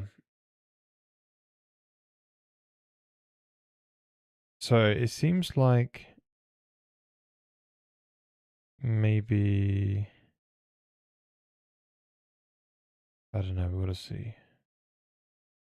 Well, scale should be fine.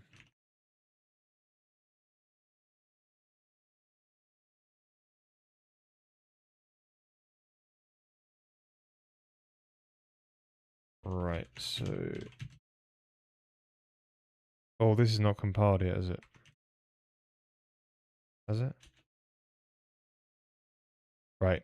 Yep, so this file didn't recompile.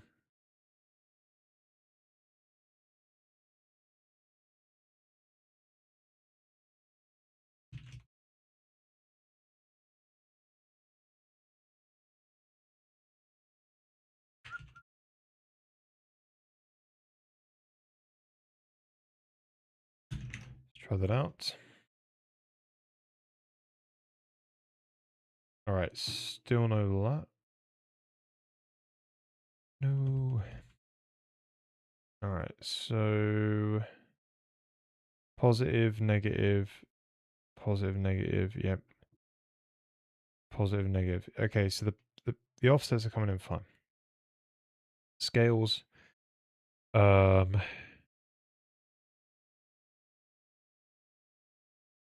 Yeah, the scales are coming through fine as well. It's just the quaternion now.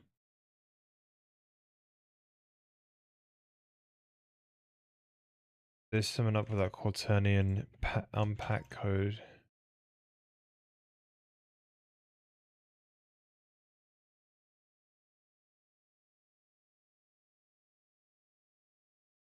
I don't know why. That looks interesting.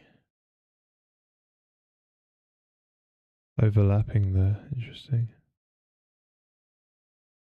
Anyway, stuff to look at later. So, what's up with the quaternion? Oh, they got a bunch of zeros. Right, so maybe that's problematic.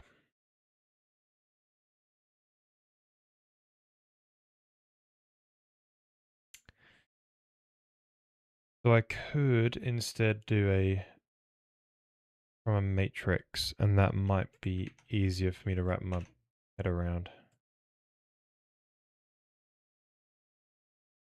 There's some like quaternion from matrix 3D. Rotate along the X. Let's say 0 for now.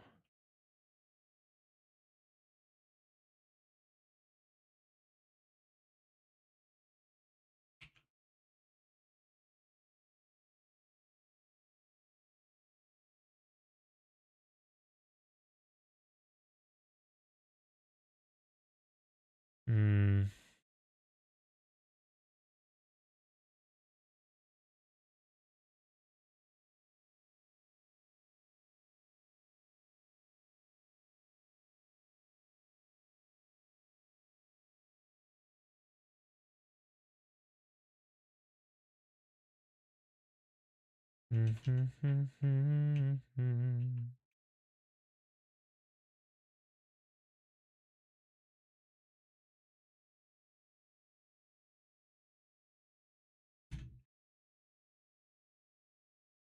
Alright, see if that wants to work with better quaternion.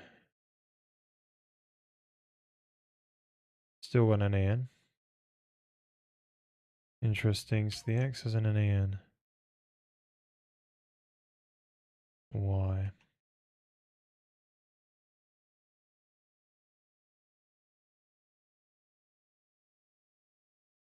Why does the x-axis have an and an? It might be the unpacking code the other side.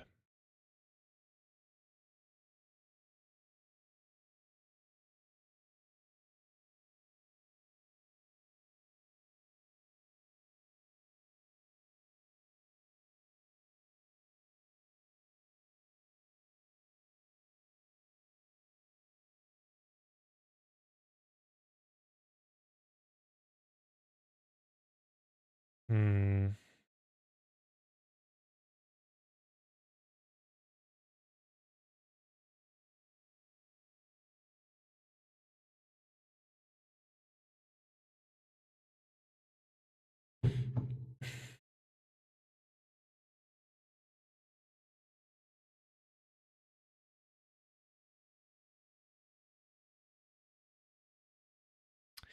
Yeah, we didn't really change too much. We just changed.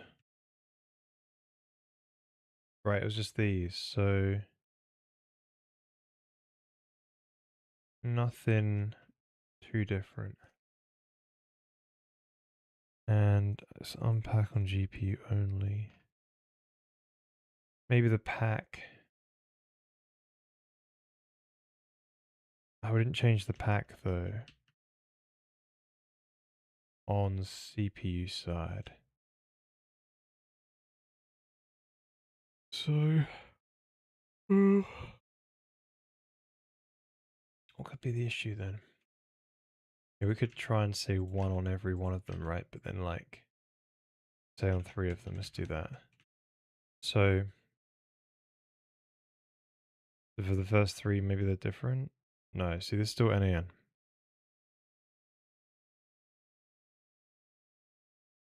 Very suspicious.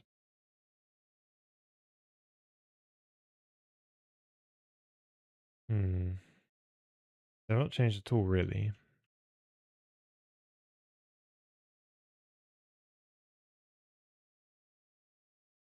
So I wonder then what.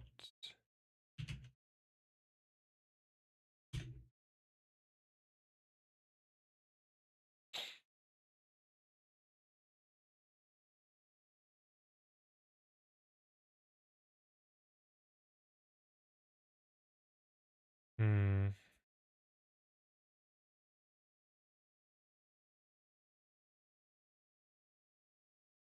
Let's take a look at the code. So it's doing a.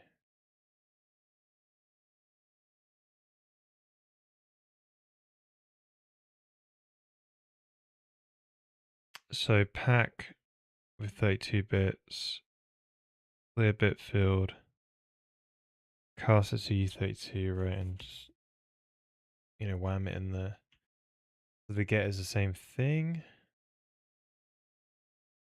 Pretty sensible. So, what does that mean?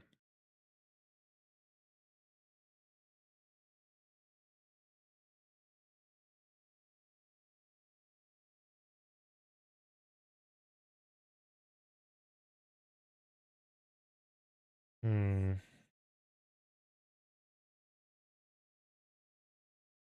We can try a default quaternion. So quat 00001, right, identity. What does that do?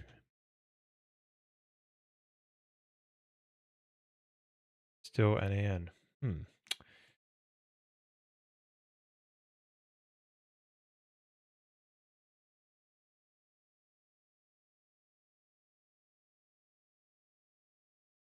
Right. A little bit bizarre then. So what is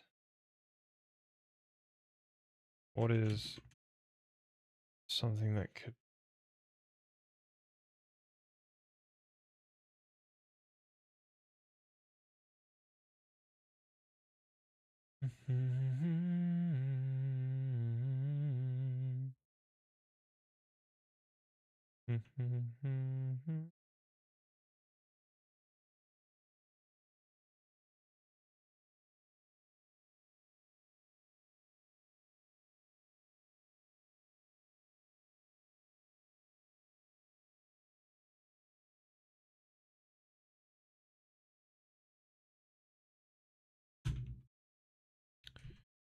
Alright, is it using all the right places or allocate the array? Yeah. Evens do the upload. Cool.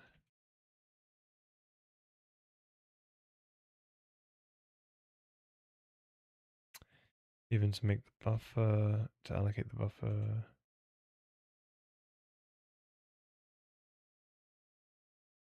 Array of 6 there.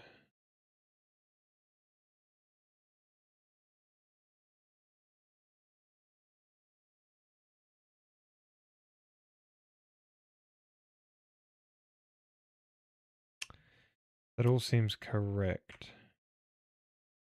So my concern then is what is the, it must be the conversion code then. I guess the thing we've got to look at is like, what is the value here? I guess we can abort, like, and tell me the value of OBV's dot bitfill2.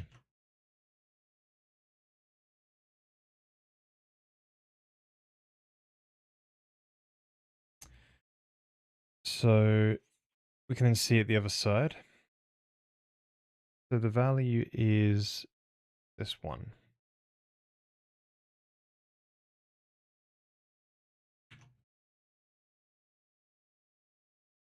So we go the other side. That'll be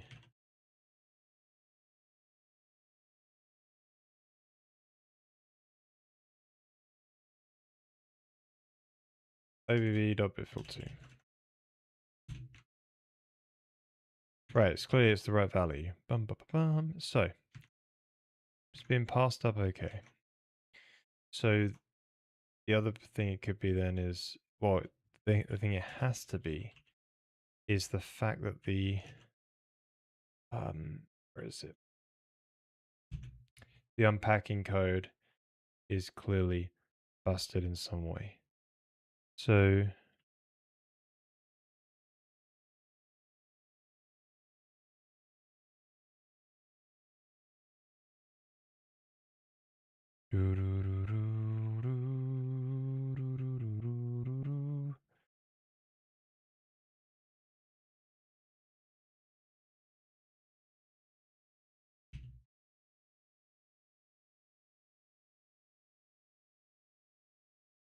we call it, so bits will be OBB.bitfill2 and the bits count will be 32.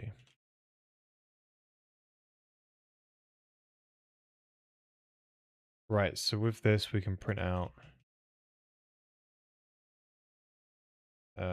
4, so it'll be L, ABCL, right? Like 4, ABC, L, so we can figure out which one has got the NAN. So no luck there. Right, it's filled with returns. I think we just get rid of this at this point. Just trying to debug the code. Right, so there's no NANs. Strange. Then why is that an NAN? Bizarre.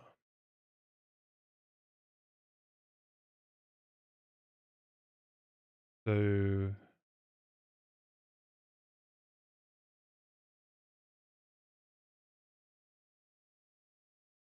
oh, what's that bits thing?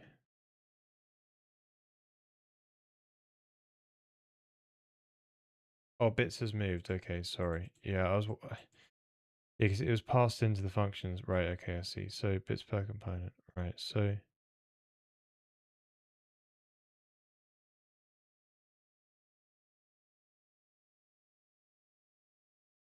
right. So how could you possibly Alright, so maybe... Oh, this is declared? Interesting.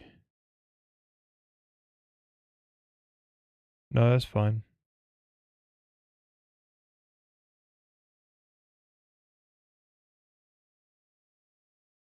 So... It must...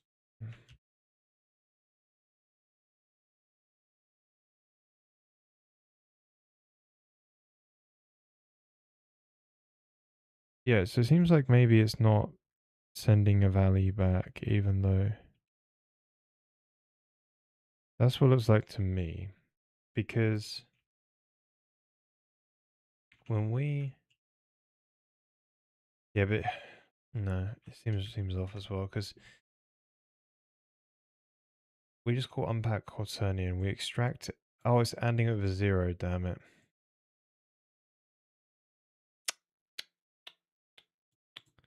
Found the problem.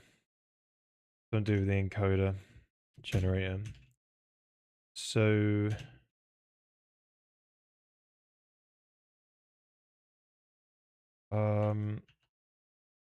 Right, so something to do with like... Being a quaternion type. So we're looking at the unpacking code. Bitfield load, here we go, here's our boy, so mask. So the mask is one take number of bits, but then... Right, so what's gone on?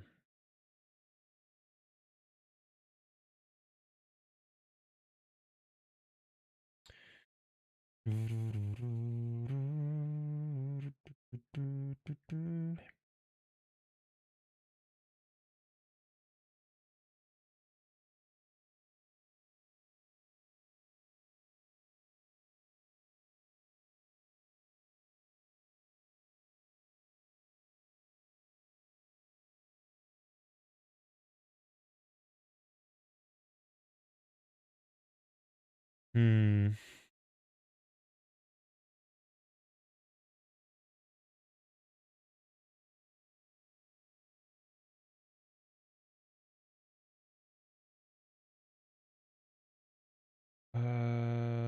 Where's some other code that's done a similar thing? Bitfield load. But wasn't there another Bitfield function somewhere? Oh, no, sorry, this is Bitfield store. Right. So, I see. So the issue, if it's a quaternion, okay. So it's missing the pack.bits count. Right, I don't know what these are going to be then. Yeah, so we need to quickly see this then. So that would be...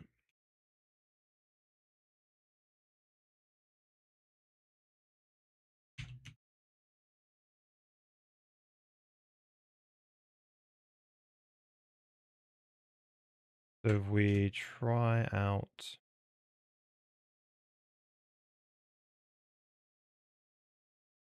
OIV split and we're splitting code, modules, graphics, VK, shaders, like a shared thing, isn't it? What is it called? This is the one. There's our boy. So I want to change this by saving it, save them both. Now we should see it print out 32 bits. Lovely, that's what we want. So, does it allow me to drag it? Okay, that's fine. So, The mask, though, is 32. One shift left 32. Ah, the classic problem. The absolute classic problem of this should be U64.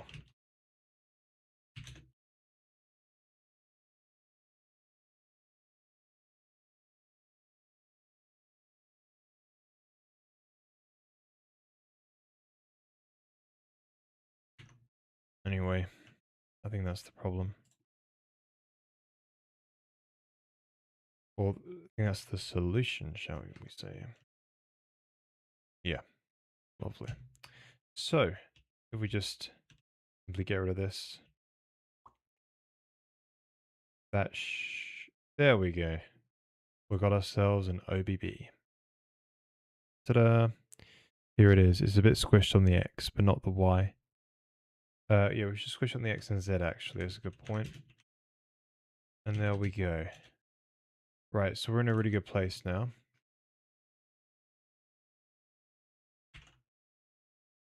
Yep. So this means next stream. Wait, do I squish it on the X and Z? I don't know. We can play around with it. Yeah, so next stream what we can do is orientate these boxes. You see here how these ones are still pointing upward. So we want those to be sticking out, be rotated properly, yeah? So we'll rotate these. And then we can ray trace into them. And, you know, just do our first detail material. So I don't know, maybe we should do moss again. Moss was quite a fun one. Maybe you can do a stone, like a random stone or something. But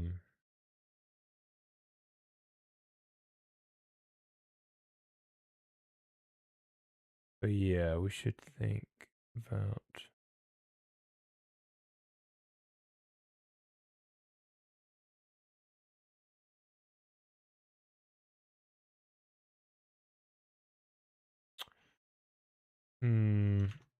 Maybe we could rotate them now.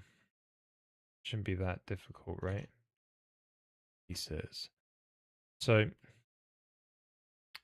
if you, the one on the far right, you want to like take the Z and rotate it 90 degrees.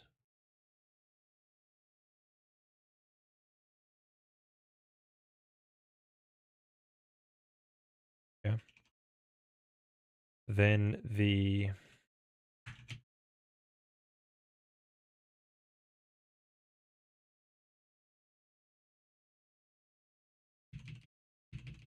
I'll figure out which one it is. So that means then the other way is obviously a negative 90, right? Then a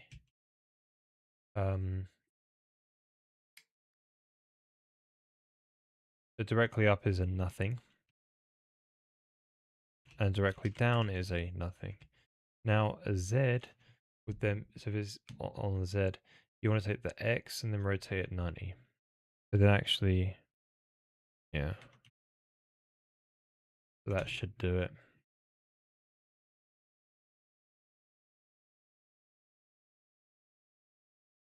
Yeah, so that's happening. It's just cutting off the top for some reason. There, you're sticking out the sides properly. There we go. Look at that. Isn't that nice?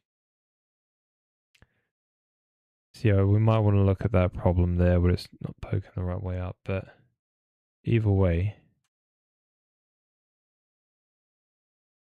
pretty cool. Yeah, I've got to think about what ones we want to do. I think a moss one would be really cool because you just do like different island shaped things. And then those could just be plonked on top basically. And then probably a stone or something, but I don't know.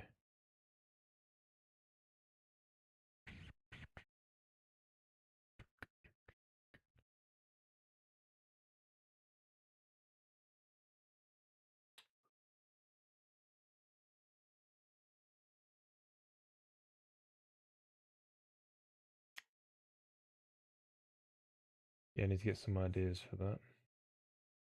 I think those two would be a good start. Yeah, maybe like a grass one as well, just some grass blade or something. I don't know. Grass blades, maybe. And it could be ray masked or ray traced, just depending on whatever the shape needs. Right, ray tracing will be faster, but there's a limited set of visuals you can get with a ray trace. Right. Um. But yeah. So maybe these 0.9s. These be 0.89 because they're just a little bit. I think it'll round it up or something, or round it down, and it just. Yeah, that's fixed it.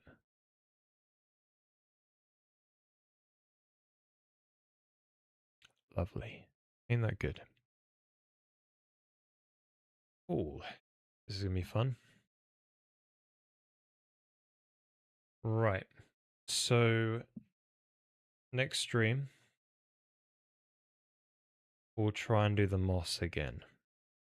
I think that's gonna be the best one. Might have some other ideas off stream, but basically we'll do our first detail material with this new system, and they'll basically be. Yeah, maybe we can spawn more on the top or something like this, and we can see them in action. And yeah, they should be able to have different materials, different seeds on each, a different seed on each material volume. So they will look different. And yeah, awesome. And I think we might do one or two detail materials, and then we might try and do this third type of material, but I might scrap that one and we'll move on to the next thing, which would be getting the meshes sorted out, the mesh system. And then we can pull it all together somehow and do an editor, I think. Awesome. Right. In the meantime, guys, there's a Discord and you come and chat. The next stream will be Thursday at 7. Hang on a minute. Yeah, 7:30 p.m. GMT +1. And yeah, thank you for everyone who supports the stream. Appreciate you all. If you want to support the channel, there's a way to get access to the codes to run on your own local machine.